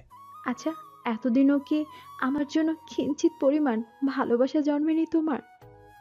ম্যাডাম, কিছু কিছু কথা বা অনুভূতি প্রকাশ না করে ভালো। কিছু কিছু কথা না হয় নিজের ভিতরে দেখা ভালো। কিছু না বলা কথার মাঝে অনেক পূর্ণতা লুকিয়ে রাখে। অনুভূতিগুলো ভুলতে পারবে তুমি? জীবনে যদি এগিয়ে যেতে হয় তাহলে অনেক কিছু এড়িয়ে চলতে হয়। আমিও না হয় অনুভূতিগুলোকে। নয়ন কথা শেষ করার আগে নয়নকে জড়িয়ে ধরে মেহের। নয়ন মেহেরকে ছাড়াতে চাচ্ছে, তখন মেহের বলে ওঠে, আর তো কখনো এভাবে জড়িয়ে ধরার সুযোগ হবে না। বেশি না, 5 মিনিট জড়িয়ে ধরে থাকবো, তারপর তুমি মুক্ত হয়ে যাবে। নয়ন আর কিছু বলল না। নয়ন বুঝতে পারলো তার টি শার্টটা ভিজে গেছে। নয়নেরও ইচ্ছে করছে মেয়েরকে জড়িয়ে ধরতে, কিন্তু নয়ন অদৃশ্য বাধার কারণে চুপ করে রইল। কিছুক্ষণ পর মেহের নয়নকে ছেড়ে দিয়ে বলে ওঠে, তোমার মনের আশা পূরণ হোক, এই শুভকামনা করি। ভালো থেকো তুমি। তার আগে মেহের নেমে যায় ছাদ থেকে। নয়ন অন্ধকারে নিজের চোখের জল জড়িয়ে নিজের রুমে গিয়ে সবকিছু রেডি করে একটা চিঠি লিখে মেহেরের জন্য। প্রিয় মেহের, যতবারই তোমার দিকে তাকিয়েছি ততবারই আমি মুগ্ধ হয়েছি। হয়তো এটাই ভালোবাসা। আমি মনে করতাম মানুষের জীবনে ভালোবাসা হয়তো একবারই আসে, কিন্তু আমার ধারণা ভুল ছিল। আমি যখন নিজেকে একা অনুভব করতাম তখনই তুমি আমায় এসে সঙ্গ দিতে। আমার মন খারাপ থাকলে সেটাও তুমি কি করে বুঝে যেতে। তুমি আমার সাথে যতক্ষণ থাকতে ততক্ষণ আমার কি যে ভালো লাগতো সেটা বলে বোঝাতে পারবো না। এই ভালো লাগা তোমায় আমার সংজ্ঞা দেওয়া, আমার না বলা কথাগুলো তুমি বুঝে নিতে, এটাই হয়তো প্রকৃত ভালোবাসা। আমি হয়তো প্রকৃত ভালোবাসার মূল্য দিতে পারিনি। যে আঙ্কেল আর আন্টি আমায় খারাপ পরিস্থিতিতে আমায় এত সাপোর্ট দিয়েছে, আমার নিজের ছেলের মতো ভালোবেসেছে, তাদের হাসি আমি কি করে কেড়ে নিতে পারি বলো তুমি? আমি নিজের মাকে হারিয়েছি অনেক আগে, কিন্তু এদের ভালোবাসা হারাতে দিব না। মা আর বাবার ভালোবাসার জন্য আমি না হয় আমার ভালোবাসাকে অন্যের হাতে তুলে দিলাম। হয়তো কিছুদিন কষ্ট হবে বা চিরকাল এই কষ্ট থেকে যাবে আমার, তবুও তো আমার জন্য আঙ্কেল আর আন্টির মুখে হাসি ফুটে উঠবে। সবশেষ একটা কথাই বলবো, আমিও তোমায় ভালোবাসি, খুব ভালোবাসি। আমার ভালোবাসাটা হয় অপ্রকাশিত থেকে যাবে, থাকুক না, তাদের সমস্যা কি? ভালো থেকো, সুখে থেকো, তোমার বিবাহিত জীবন সুখের হোক। পারলে এই কাপুরুষটাকে ক্ষমা করে দিও, এটি তোমার কাপুরুষ ভালোবাসা। নয়ন চিঠি লিখছিল আর কান্না করছিল। লেখা শেষ করে চিঠিটার এক জোড়া কানের দুল আর এক সেট নূপুর দিয়ে হাঁটা দিল মেহেরের রুমে। নয়ন রুমে প্রবেশ করে দেখতে পায় মেহের ঘুমিয়ে আছে। ঘুমন্ত চেহারায় মেহেরকে দেখতে খুব সুন্দর লাগছিল। নয়ন চিঠিটা মেহেরের বালিশের নিচে রেখে মেহেরের পায়ে নূপুর পরিয়ে মেহেরের কপালে একটা ভালোবাসার পরশ এঁকে দিয়ে চলে আসে সেখান থেকে। নয়ন রুমে এসে তার রুমে ঘুমিয়ে পড়ে। পরদিন সকালে নয়নের ঘুম ভেঙে যায়। নয়ন ঘুম থেকে উঠে রেডি হয়ে তার সব কিছু নিয়ে নিচে চলে আসে। নয়ন নিচে এসে দেখতে পায় প্রিয়ার টেবিলে খাবার সাজাচ্ছে আর কান্না করছে। আঙ্কেল সোফায় বসে আছে, আন্টি কি জন্য কাজ করছেন। নয়ন তার আঙ্কেলের সামনে গিয়ে বলে, আঙ্কেল চলো নাস্তাটা করে নেই। তুই এসে গেছিস, চল। নয়ন খাবার টেবিলে গিয়ে দেখলো তার পছন্দের সব খাবার। মেয়ের আসেনি আজকে খাবার টেবিলে। নয়ন খাওয়া শুরু করলো। সবাই খাচ্ছে কিন্তু প্রিয়া খাবার খাচ্ছে না। তখন নয়ন বলল, কি রে প্রিয়া, খাবার খাচ্ছিস না কেন? হ্যাঁ খাচ্ছি তো। এদিকে আয়। প্রিয়া সে নয়নের পাশে বসে। তখন নয়ন প্রিয়ার মুখের সামনে খাবার ধরে বলে, হা কর, আমি খাইয়ে দিচ্ছি। নয়নের কথা শুনে প্রিয়া এবার নিজেকে আটকে রাখতে পারল না। প্রিয়া নয়নকে জড়িয়ে ধরে চিৎকার দিয়ে কান্না করছে। প্রিয়া কান্না করছে, নয়ন প্রিয়াকে খাইয়ে দিচ্ছে। খাওয়া দাওয়া শেষ করে নয়ন সবার উদ্দেশ্য করে বলে ওঠে, আঙ্কেল এবার আসি আমি, কোনো ভুল করে থাকলে ক্ষমা করে দিবেন আর আমার বোনটাকে দেখে রাখবেন। কি বলছিস কি বাবা, তুই চিন্তা করিস না, তুই প্রিয়া আমাদের সাথে ভালো থাকবে। দোয়া করি তুই অনেক বড় হ বাবা। আন্টি, মায়ের আদর স্নেহ পায়নি বেশি দিন, তারপরও আপনি আমার মায়ের জায়গায় নিয়ে নিলেন। যদি তোমার এই ছেলে তোমাকে কোনো কারণে কষ্ট দিয়ে থাকে তাহলে ক্ষমা করে দিও। না বাবা, এরকম করে বলিস না। তুই সফল একজন মানুষ হয়ে তুই খুব তাড়াতাড়ি ফিরে আসবি আমাদের কাছে, দোয়া করি। তারপর নয়ন, প্রিয়া আর আরিফ বেরিয়ে পড়ে এয়ারপোর্টের উদ্দেশ্যে। এয়ারপোর্টে এসে নয়ন তার সকল কাজ শেষ করে প্রিয়া আর আরিফকে বলে, আরিফ ভাই, আমি তোমার হাতে আমি আমার বোনকে তুলে দিয়ে গেলাম। আজকে থেকে তুমি আমার বোনের সুখে দুঃখে সাথী। এতদিন আমি ছিলাম, কিন্তু ও এখন চলে যাচ্ছে। আমার বোনটাকে দেখে রেখো তুমি। ভাইয়া তুমি চিন্তা করো না, তোমায় কথা দিলাম প্রিয়ার সাথে আমি আছি আর থাকবো চিরকাল। আসি রে আপু, ভালো থাকিস, আর কথা হবে আপু। নয়ন কথাটা বলে চলে যায়। প্রিয়া আর আরিফ তাকিয়েছিল নয়নের যাওয়ার দিকে। নয়ন ভিতরে চলে যাওয়ার পর আরিফ প্রিয়াকে নিয়ে বাসার উদ্দেশ্যে রওনা দিল। মেহের ঘুম থেকে উঠে খাওয়া দাওয়া শেষ করে তার রুমে গিয়ে বসে। তখন তার পায়ের দিকে তাকিয়ে দেখে নূপুর। মেহের বুঝতে পারছে না তার পায়ে নূপুর আসলো কোথা থেকে। হঠাৎ মেহেরের নজর পড়ে তার বালিশের পাশে একটা কাগজের উপর। মেহের কাগজটি হাতে নিয়ে দেখতে পায় একটা চিঠি। মেহের চিঠিটা পড়ে কান্না করতে থাকে। তারপর চিঠিটা নিয়ে চলে যায় নিচে।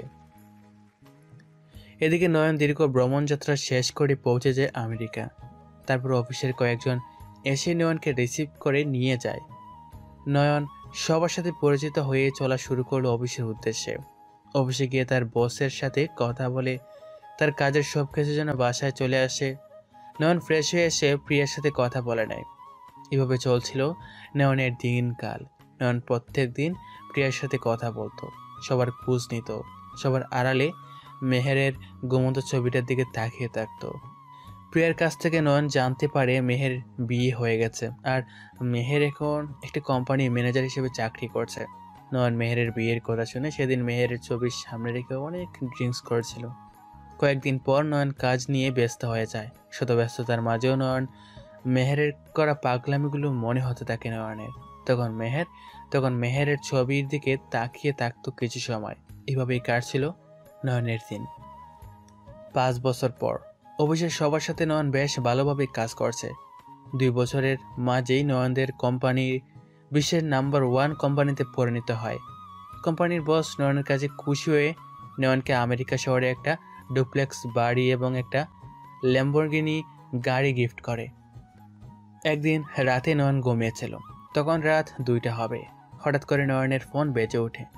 নয়ন ফোন রিসিভ করতেই নয়নের মাথায় আকাশ ভেঙে পড়ে। নয়ন ফোন রেখে তাড়াতাড়ি গাড়ি নিয়ে বের হয়ে যায়। নয়ন তাড়াতাড়ি করে গাড়ি চালিয়ে চলে আসে তার বাসায়। নয়ন বাসায় এসে বেল বাজায়। তারপর কাজের লোক দরজা খুলে দিল। নয়ন তার বসের রুমে চলে যায়। নয়নকে দেখে তার বস নয়নকে এভাবে তাড়াহুড়ো করে বাসায় আসার কারণ বললেন। নয়ন সব শুনে বলে, স্যার আমি দেখছি, আপনি চিন্তা করবেন না কিছুই, আপনি রিল্যাক্স থাকুন, আমি সব সামলে নেব আর দেখছি সব। তখন বস নয়নকে বললেন, আজকে থেকে তুমি আমার বাংলাদেশের আমার অফিসের সিইও নিযুক্ত করলাম। আর এই নাও সব ডকুমেন্ট। আমি এখনই বাংলাদেশে সব বলে দিচ্ছি। না স্যার এখন না, আমি বললে আপনি সেটা বলবেন না। বস আচ্ছা বলে জিজ্ঞেস করেন নয়ন কবে দেশে ফিরবে। তখন নয়ন বলে, স্যার কালকে সকালেই আমি রওনা দিচ্ছি। বস আচ্ছা বলে আর কিছু কথা বলে নয়ন চলে আসে সেখান থেকে। বাসায় এসে নয়ন সব কিছু গুছিয়ে নিয়ে সকাল 7টায় বেরিয়ে পড়ে। আমেরিকার লস অ্যাঞ্জেলস ইন্টারন্যাশনাল এয়ারপোর্টের সকল ফর্মালিটি শেষ করে বিমানের অপেক্ষা করতে থাকে। আপনাদের বলা হয়নি প্রিয়া আর আরিফের বিয়ে হয়ে গেছে। তাদের 3 বছরের একটা মেয়ে আছে, নাম ঋতু। আর নয়নের বাবা 2 বছর আগে মারা গেছেন। নয়ন কিছুক্ষণ পর বিমানে উঠে পড়ে। কিছু সময় পর বিমান উড়াল দিল। নয়নের মনে পড়ছে 5 বছর আগের স্মৃতিগুলো।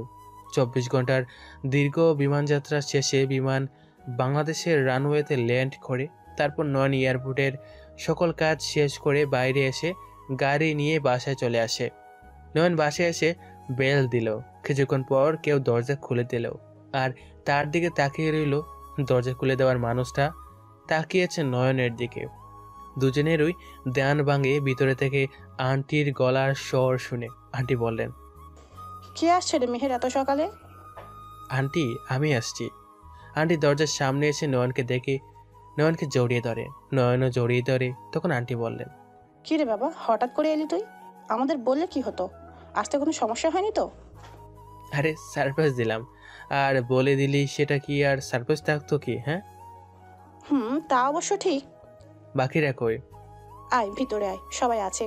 প্রিয়া, আরিফ, কই গো তুমি? সবাই নিচে আসো, দেখে যাও কে এসছে। আঙ্কেল রুম থেকে বেরিয়ে এসে নয়নকে দেখতে পেলেন। তারপর নয়ন আঙ্কেলকে সালাম করে। প্রিয়া, ঋতু আর আরিফ একসাথে নিচে নামে।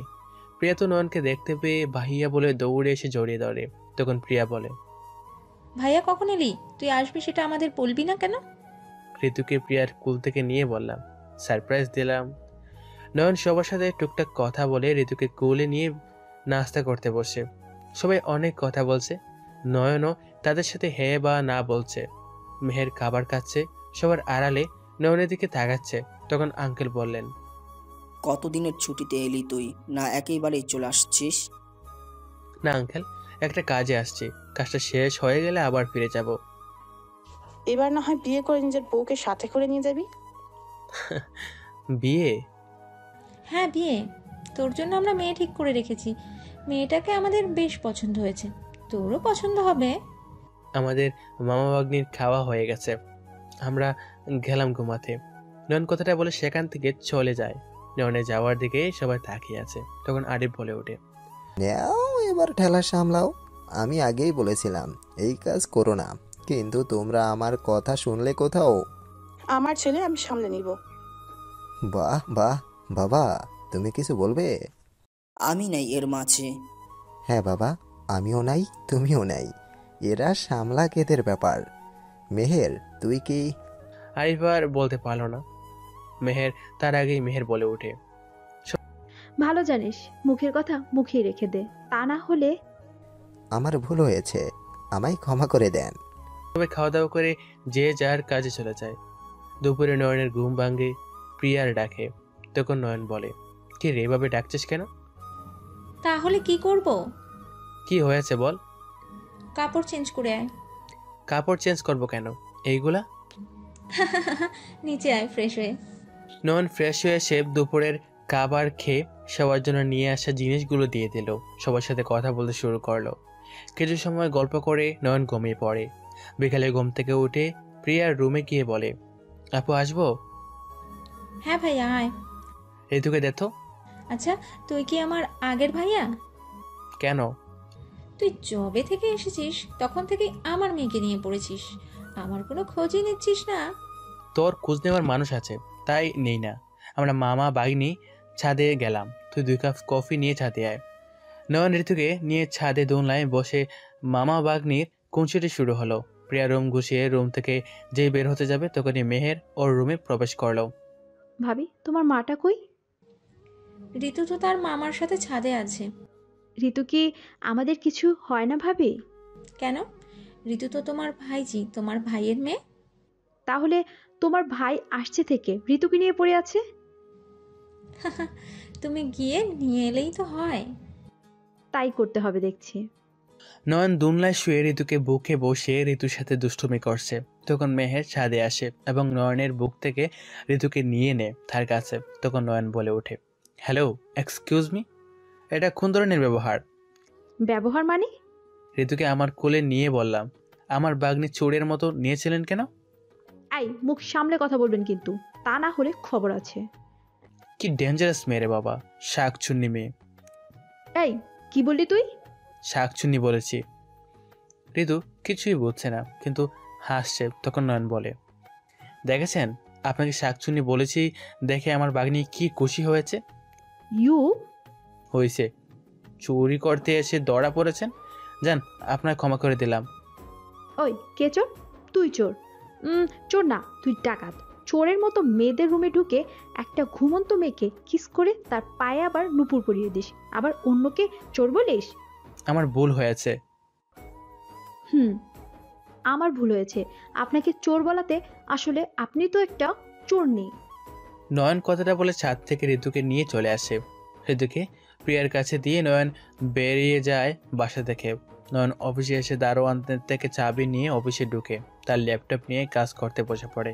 নয়ন অফিসের সকল কর্মচারীর লিস্ট থেকে কয়েকটা নাম সিলেক্ট করে পাঠিয়ে দেয় জনির নাম্বারে। এবার জনির পরিচয় দেয়। জনি হলো আমেরিকার একজন হ্যাকার। একটা কাজে জনির সাথে নয়নের পরিচয় হয়। নয়ন অফিস থেকে বাসে আসে, ফ্রেশ হয়ে ড্রয়িং রুমে আসে। ঋতুকে মেহেরের পাশে থেকে নিয়ে সবার সাথে আড্ডা দেওয়া শুরু করে। তখন আন্টি বলেন, বাবা তোকে একটা মিথ্যা বলা হয়েছিল রে। আমি তো আন্টির কথা শুনে কিছুটা অবাক হয়ে বললাম, মিথ্যা বলেছো তুমি আমাকে? আমি একা না, সবাই মিলে মিথ্যা বলেছিল। মানে? আসলে প্রিয়া তুই বল। তারপর বলো। ভাইয়া আসলে মেহেরের। ম্যাডামের কি? আস্তে আস্তে ম্যাডামকে শুনিয়ে বললাম। শাকচুন্নি কি কোথাও চুরি করতে গিয়ে ধরা পড়েছে? নয়নের কথা শুনে মেহের নয়নের দিকে রাগি চোখে তাকায়। তখন নয়ন হালকা একটা চোখ টিপ মেরে বলে, কি হয়েছে? মেহেরের বিয়ে হয়নি, আসলে আমরা সবাই এতদিন তোকে মিথ্যে বলেছিলাম। আচ্ছা ভালো। কি কি মিথ্যা বলার কারণ? আসলে তুই চলে যাওয়ার পর আমরা বাসার সবাই মন খারাপ করে বসেছিলাম। তখন মেহের তার রুম থেকে দৌড়ে এসে কান্না করতে করতে তোর লেখা চিঠি আমাদের হাতে দিয়ে পড়তে বলে। আমরা তোর চিঠি পড়ে নিজের ভুল বুঝতে পারি। তারপর মেহেরের বিয়ে ক্যান্সেল করে দেই। তারপর তোকে যখন জানাতে যাব, প্রিয়া আর মেহের আমার মানা করে। মেহের বলে, ও আমায় অনেক কাঁদিয়েছে, এখন আমি ওর বদলা নিব। তাই তোমরা ওরে বলবে আমার বিয়ে হয়ে গেছে। আমি অনেকবার আমার কাজের জন্য তোর কাছে ক্ষমা চাওয়ার জন্য কল দিয়ে সব কিছু বলতে চেয়েছিলাম, কিন্তু ওরা বলতে দেয়নি। তুই আমার উপর রাগ করে থাকিস না বাবা। লে হালুয়া, দেখলেন পাঠক বন্ধুরা, ওরা আমার সাথে কি গেম খেললো। তখন আমি প্রিয়ার উদ্দেশ্যে বললাম, আসলে আমার এখানে আসেই ভুল হয়েছে। আমি মনে করেছিলাম আমার বোন এখানে আছে, কিন্তু এখানে থেকে অন্য কেউ আছে, আমার বোন না। আমি আজকে আমার অফিস থেকে দেওয়া বাড়িতে উঠবো। আসলে ভাইয়া, থাক, আর তোমাদের একটা জিনিস দেখানোর জন্য আমি এখানে এসেছিলাম, সেটা দেখাতে ভুলে গেছি। কি দেখাবি? আমার হবু বউকে। মানে? হবু বউ মানে? আসলে আমার কোম্পানির বসের বড় মেয়ে বৃষ্টির সাথে কাজের স্বার্থে পরিচয় হয়, তারপর কথা বলা হয়। একসময় বৃষ্টি তার বাবাকে বলে সে আমায় পছন্দ করে। বস তখন আমায় ডেকে সব কিছু বললেন। প্রথমে আমি মানা করে দিই, কিন্তু একসময় চিন্তা করি আর কত একা থাকবো, তাই রাজি হয়ে যায়।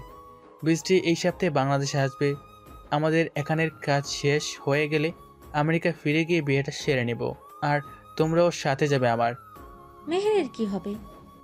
আমি কি বলবো, তোরা তো বলেছিস ওনার বিয়ে হয়ে গেছে, তাই আমি এত চিন্তা না করে রাজি হয়ে গেলাম। আমি যাই, কালকে থেকে আমার অফিস আছে। ভাইয়া, আমি তোমার সব বিয়ের দায়িত্ব নিয়ে দেখাশোনা করব। সেটা কি আর বলতে। নয়ন কথাগুলো বলে চলে যায় সেখান থেকে, আর মেহের আরিফের দিকে তাকিয়ে মনে মনে বললাম, আরিফের বাচ্চা, আজকে আমি তোরে খাইছি শালা। এই নাকি আমার ভাই। ঘরশত্রু বিভীষণ না হয়ে ঘরশত্রু আমার ভাই হলে ভালো হতো। কোথায় আমার সাহায্য করবে, তা না করে বলছে বিয়ের দায়িত্ব নেবে। নয়নের বাচ্চা, এতদিন কিচ্ছু করিনি আমি তোকে ভালোবাসি বলে, কিন্তু এবার দেখবি আমি কি করি। মেহেরের দিকে তাকিয়ে দেখলাম অদিতি রাগী চোখে তাকিয়ে আছে। আমি আমার মেয়েকে নিয়ে রুমে চলে গেলাম। নাও, এবার কি হবে? ভাবি আর নন্দিনী মিলে কি করবে দেখো। আমিও গেলাম। ভাবি, তোমার ভাই এভাবে পোল্টি খেলো কিভাবে? জানি না, তবে আমি বুঝতে পারছি কিছু। কি বুঝতে পারছো? রান্না করতে হবে আমার। দূর ভাবি, আচ্ছা যা করার আমি করব এবার থেকে।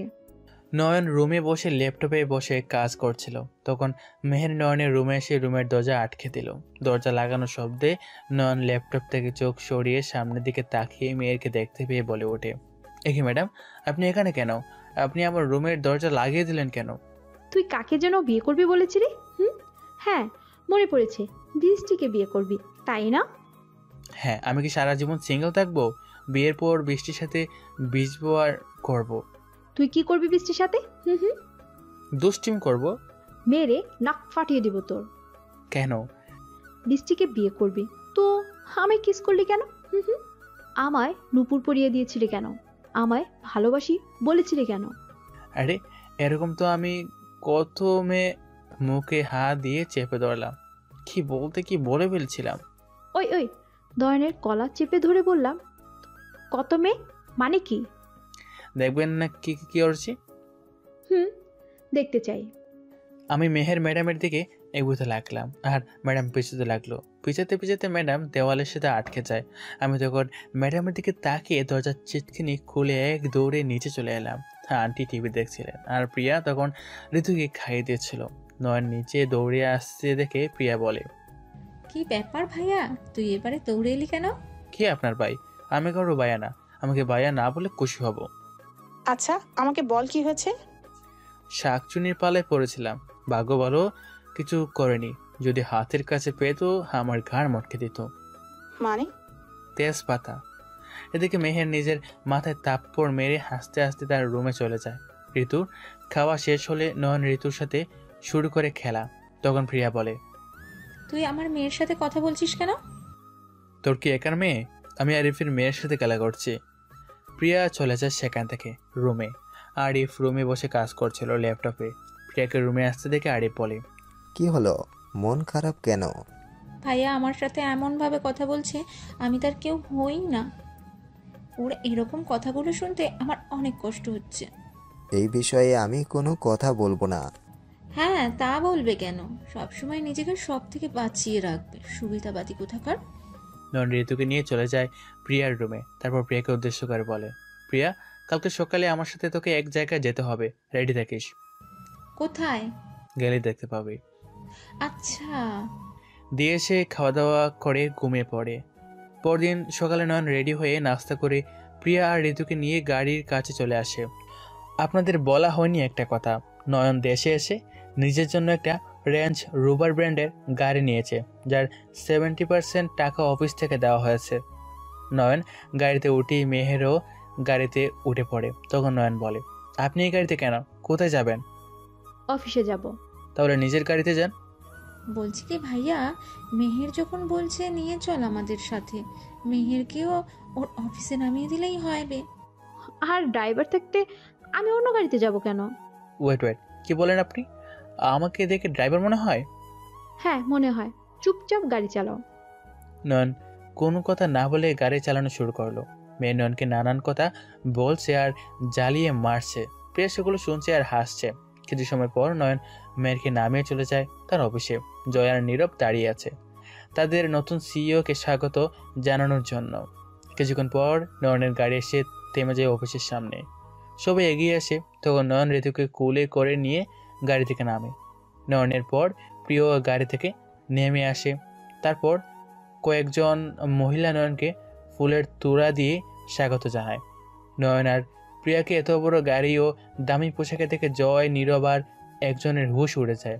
নয়ন জয় আর নীরবের সামনে গিয়ে বলে, আপনারা তিনজন আমার রুমে আসবেন, আর ম্যানেজার সাহেব অ্যাকাউন্টস নিয়ে আমার রুমে আসবেন। আপু আয়। তিনজনই চমকে গেছে নয়ন আর প্রিয়াকে দেখে। তারা মনে করছিল নয়ন আর প্রিয়া হয়তো অন্য শহরে চলে গেছে বা কিছু হয়ে গেছে, কিন্তু নয়ন আর প্রিয়া যে এভাবে ফিরে সবাইকে চমকে দেবে সেটা কেউ ভাবতে পারেনি। তখন জয় বলে ওঠে, ভাইয়া এটা কি করে সম্ভব? আর এই বাচ্চা কি? সেটাই চিন্তা করছি। আচ্ছা চলো আগে গিয়ে দেখা করে আসি, তারপর না হয় পরে কথা হবে। সবাই মিলে নয়নের রুমের সামনে গিয়ে বলে, আসবো স্যার? তখন নয়ন আসার অনুমতি দিল আর বসতে বলল। তারপর নয়ন ঋতুকে প্রিয়ার খুলে দিয়ে বলা শুরু করলো, মিস্টার জয় আমাকে এই 4 বছরের হিসাব বুঝিয়ে দেবেন। আর মিস্টার নীরব, আপনার ডিপার্টমেন্টে আপনি যত টাকা খরচ দেখিয়ে নিয়েছেন সেই অনুযায়ী আমাদের প্রোডাক্ট সেল হয়নি কেন? আর মিসেস অপি, আপনি কোম্পানির বিজ্ঞাপন বাবদ কত টাকা খরচ করেছেন সেটার হিসাব দিবেন। ভাইয়া আসলে don't call me brother, only call me sir. Joy বুঝতে পারিনি স্যার, কিন্তু আপনি এখানে? আজকে থেকে এই কোম্পানির মালিক আমি। এখন কোনো প্রশ্ন না করে আমায় আমার হিসাবগুলো বুঝিয়ে দিন। নয়ন, তুমি এই কোম্পানির মালিক? আর এই বাচ্চা? হ্যাঁ আমি মালিক, আর এই বাচ্চা হলো আমার ভাগ্নি প্রিয়ার মেয়ে। এবার একজন একজন করে হিসাবগুলো বুঝিয়ে দিন। একজন করে হিসাব বুঝিয়ে দেওয়া শুরু করে। তিনজনের হিসাব দেওয়া শেষ হলে নয়ন বলে ওঠে, তিনজনই হিসাব দিলেন, কিন্তু আপনারা যা হিসাব দিলেন সেটা আর অফিসের ব্যাংক স্টেটমেন্টে তো সম্পূর্ণ আলাদা। এখন আপনারা নিজেদের অপরাধ স্বীকার করে টাকাগুলো দিয়ে দিবেন, না হলে বহিষ্কার করব। তিনজনই ভিতর অনেক খুশি হয়েছে তাদের বহিষ্কারের কথা শুনে। তখন নীরব বলে, স্যার আমাদের ভুল হয়ে গেছে, আমাদের ক্ষমা করে দেন, দয়া করে আমাদের বহিষ্কার করবেন না। হ্যাঁ স্যার প্লিজ। আপনাদের তিনজনকে বহিষ্কার করা হলো, আর আপনাদের জন্য আরেকটা গিফটও আছে। কি গিফট? ওয়েট, এখনই দিচ্ছি। আমি কল দিয়ে বললাম, বন্ধু ভিতরে আয়। নয়ন কাকে কল দিয়ে ভিতরে ডাকলো কেউ বুঝতে পারছে না। তখন নয়নের রুমে প্রবেশ করে মিটন, আর মিটনকে থেকে জয়, নীরব আর অপি একসাথে বলে ওঠে, মিটন স্যার আপনি এখানে? বন্ধু এবার তুই আসামিদের নিয়ে যেতে পারিস। আসামি মানে? ভাইয়া কি বলছো কি? মিটন এতদিন আমার কথায় সেই অফিসের সিইও এর চেয়ারে ছিল। আমি আমেরিকাতে থাকলে ও এই কোম্পানির প্রতি নজর আগে থেকে ছিল। তারপর মিটনের সাথে কথা হয় আমার। তারপর জানতে পারি মিটন একজন সিআইডি অফিসার। মিটনও আমায় তোদের নামে এবং কিছু ভিডিও দেখায়। তারপর প্ল্যান, মিটনকে সিইও করে পাঠিয়ে দিই। মিটন কাজ করে যাচ্ছিল, সাথে অফিসের হিসাবটাও দেখাশোনা করছিল। তোরা তিনজন মিলে যে ড্রাগস ও মাদকের ব্যবসার সাথে জড়িত আছিস সেটাও জানি। এই কোম্পানি থেকে জালিয়াতি করে নেওয়ার টাকাগুলো তোরা কি কি কাজে লাগিয়েছিস সেগুলোও আমি বের করেছি। এবার বাকি কাজ মিটন করবে। বন্ধু এই নে, এই পেন ড্রাইভে ওদের সকল ব্যাংক অ্যাকাউন্ট ও টাকার পরিমাণ আছে। মিঠুন বলে, বন্ধু তোকে অনেক ধন্যবাদ, তুই আমাদের অনেক সাহায্য করেছিস। তুই না থাকলে আমার একার পক্ষে এদের ধরা কখনোই সম্ভব হতো না। আরে শালা কি বলিস যে? হ্যাঁ মিস অপি আমাকে দেওয়া আপনার 50,000 টাকা আপনার অ্যাকাউন্টে পাঠিয়ে দিয়েছে। আমার ব্যাংক অ্যাকাউন্ট জানলি কি করে? আমি তো আর সিইও এমনি এমনি হয়নি। তারপর মিঠুনের সাথে আসা অফিসাররা 3জনকে নিয়ে যাচ্ছিল। তখন নয়ন বলে, মিস্টার জয় আর নীরব, তোমাদের জন্য তোমাদের মা অপেক্ষা করছে জেলে। 3জনকে নিয়ে যাওয়া হয়। তারপর মিঠুন, নয়ন আর প্রিয়া মিলে কিছু কথা বলে নেয়। মিঠুন চলে যায়। তারপর নয়ন তার বসকে কল দিয়ে সব বলে এবং টাকাগুলো ব্যাংক অ্যাকাউন্টে ট্রান্সফার করা হয়েছে। তখন বস বলেন, নয়ন কি আমেরিকায় ফিরে যাবে না অফিসে থাকবে? তখন নয়ন বলে, স্যার আমি এখানেই আছি, আপনি চিন্তা করবেন না, আর কোনো সমস্যা হলে আমায় বলবেন, আমি চলে আসবো। নয়ন কথাগুলো বলে ফোন রেখে প্রিয়ার দিকে তাকায়। প্রিয়াও অবাক চোখে তাকিয়ে আছে। তখন নয়ন বলে, কি হয়েছে, চোখ বড় বড় করে তাকিয়ে আছিস কেন? তুই না বললি চলে যাবি, তাহলে? হ্যাঁ চলে যাব, তবে বৃষ্টিকে নিয়ে বাংলাদেশে হানিমুনটা সেরে নিব ভেবেছিলাম, কিন্তু যখন বললি তাহলে চলে যাব সত্যি এবার। না না, আমি এমনটা বলি নাই। ভাইয়া আমার উপর রাগ করে থাকিস না, আমার অনেক কষ্ট হয় তুই আমার সাথে কথা না বললে। মাফ করতে পারি এক শর্তে, তুই মেহেরের বিয়ে মিঠুনের সাথে দেওয়ার ব্যবস্থা করতে পারলে।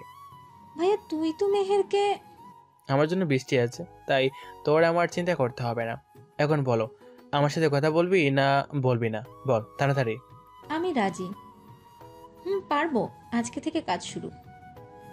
প্রিয়া আর নয়ন চলে যায় বাসায়। রাতে খাবার খাওয়ার সময় প্রিয়া বলে ওঠে, মা ভাইয়া বলছিল চলে যাবে আর 6 দিন পরে, আর আমাদের সবকিছু গুছিয়ে নিতে। কেন রে নয়ন? এখানের কাজ শেষ হয়ে গেছে আর বৃষ্টিও ফোন দিয়ে বলেছে যাওয়ার জন্য। এখন এখানে আর তো কোনো কাজ নেই, তাই আর থেকে কি করব। ভাইয়া তুই থাক, তোর কাজ আছে। কি? মেহেরের বিয়ে তো কাজ করতে হবে। মেহেরের বিয়ে মানে? আসলে মা, ভাইয়া তো আমেরিকা ফিরে গিয়ে বৃষ্টিকে বিয়ে করে নেবে, তাই মেহের কেন বাদ যাবে। আমি যখন মেহেরের জীবনটা এলোমেলো করেছি, তাই আমিই ঠিক করে দিব। কি বলছিস কি মা, ছেলে পাবি কই? ছেলে পেয়ে গেছি, নয়ন ভাইয়ার বন্ধু মিটন ভাইয়া, সে সিআইডি অফিসার।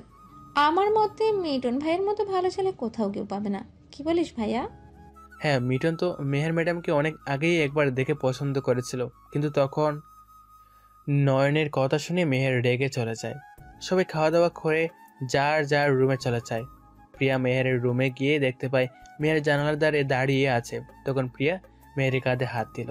মেহের প্রিয়ার দিকে তাকিয়ে প্রিয়াকে জড়িয়ে ধরে বলে ওঠে, ভাবি বারবার কেন আমার সাথে এমন হচ্ছে বলতে পারো তুমি?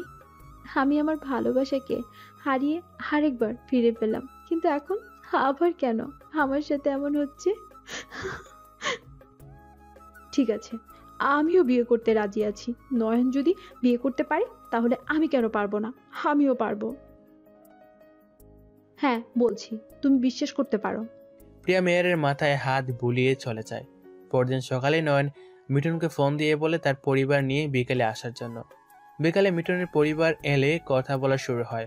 যখন মেহেরকে বলা হয় সে এই বিয়েতে রাজি কিনা, তখন মেহের নয়নের দিকে তাকিয়ে বলে, আমি নয়নের দিকে তাকিয়ে দেখতে পেলাম নয়ন খুব হেসে হেসে কথা বলছে, হয়তো বৃষ্টির সাথে কথা বলছে।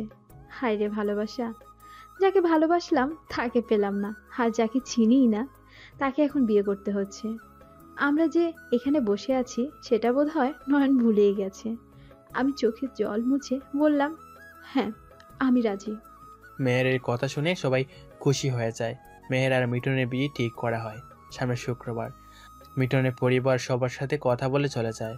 নয়ন ও এসে সবার সাথে বিয়েতে কি হবে সেটা নিয়ে প্ল্যান করা শুরু করে দেয়। তখন মেয়ের সেখান থেকে উঠে ছাদে চলে যায়। মেয়ের ছাদে গিয়ে মাটিতে বসে কান্না করছে। কিছুক্ষণ পর নয়ন ছাদে চলে আসে এবং দেখতে পায় মেহের কান্না করছে। তখন নয়ন মেহেরের সামনে গিয়ে বলে, ম্যাডাম একটা কথা ছিল। নয়নের কণ্ঠ শুনে তাকিয়ে দেখলাম নয়ন দাঁড়িয়ে আছে, আর নয়নকে অনেক খুশি লাগছে। তখন বললাম, কি হয়েছে? বিয়ের কার্ড কোন ডিজাইনের দেব? তোর পছন্দের কালার দিয়ে দে, যেহেতু তুই এই বিয়ের কাজ করছিস। নয়ন নিচে চলে আসে। এদিকে নীরব আর জয় তার মাকে বলছে, মা তুমি জেলে কেন? আমরা তো আমাদের পাপীর শাস্তি পাচ্ছি, কিন্তু কিসের শাস্তি পাচ্ছ? আমিও আমার পাপের শাস্তি পাচ্ছি রে। মানে? নয়নের মাকে আমি মেরেছিলাম বিষ দিয়ে, আর নয়ন সেটা জানতে পারে তোদের মামার মাধ্যমে, কিন্তু নয়ন যে এটা মনে রাখবে আমি বুঝতে পারিনি। তবে আজকে একটা প্রবাদ কথা সত্যটা প্রমাণ হলো, পাপ কখনো তার বাপকেও ছাড় দেয় না। এভাবে কেটে যায় 6 দিন। আজকে মেহেরের বিয়ে। বিয়ের সকল কাজ শেষ করে মেহের তার বাড়ির ছেড়ে মিঠুনের বাড়ির উদ্দেশ্যে পথ চলা শুরু করলো। তবে আজকে মেহের নয়নকে সারা বাড়ি খুঁজেও পায়নি। কালকে নয়ন বলেছিল আজকে বৃষ্টি আসবে, তার বাড়ি হতো নয়ন এখন বৃষ্টির সাথে রয়েছে। মেহেরের চোখ দিয়ে বৃষ্টি হচ্ছে আর বাইরেও বৃষ্টি হচ্ছে, অদ্ভুত কি একটা মিল রয়েছে। কিছুক্ষণ পর মেহের পৌঁছে যায় মিঠনের বাড়িতে। তারপর মেহেরকে নিয়ে বসিয়ে রাখা হয় মিঠনের রুমে। মেহের কান্না করছে, যার জন্য অনবরত তার চোখ দিয়ে পানি পড়ছে। আর কিছুক্ষণ পর হয়তো সে হয়ে যাবে অন্যর অধীনে। তার ভালোবাসার মানুষকে ভুলে অন্যজনকে ভালোবাসতে হবে। রাত 11টায় দরজা ঠেলে কেউ প্রবেশ করে, তারপর দরজা লাগিয়ে দিয়ে বিছানায় এসে বসে। মেয়ের কিছুটা পিছিয়ে যায় আর বলে ওঠে, দেখুন, আমি আপনাকে স্বামী হিসেবে মানি না, আমি অন্য একজনকে ভালোবাসি। আমি আপনাকে কখনো স্বামী মর্যাদা দিতে পারবো না। আপনি যদি জোর করেন তাহলে কিন্তু আমি গলায় ফাঁস দিব। তাই বলছি, আমার কাছে স্বামীর অধিকার ফলাতে আসবেন না। আমি আগেও বলছি, এখনো বলছি, আমি আপনাকে স্বামী হিসেবে মানি না। তাহলে কি মিঠুনকে স্বামী হিসেবে মানো? লোকটার কথা শুনে মেহের গোমটা তুলে তাকিয়ে দেখতে পায় নয়ন বড় সেজে দাঁড়িয়ে আছে। মেহের নয়নকে দেখতে পেয়ে জড়িয়ে ধরে কান্না করতে লাগলো, আর নয়ন হেসে যাচ্ছে মেহেরের কান্না দেখে। মেয়ের চোখের জল মুছে নয়নকে উদ্দেশ্য করে বলে ওঠে, এসবের মানে কি? আর তুমি কেন বরের পোশাকে দাঁড়িয়ে আছো?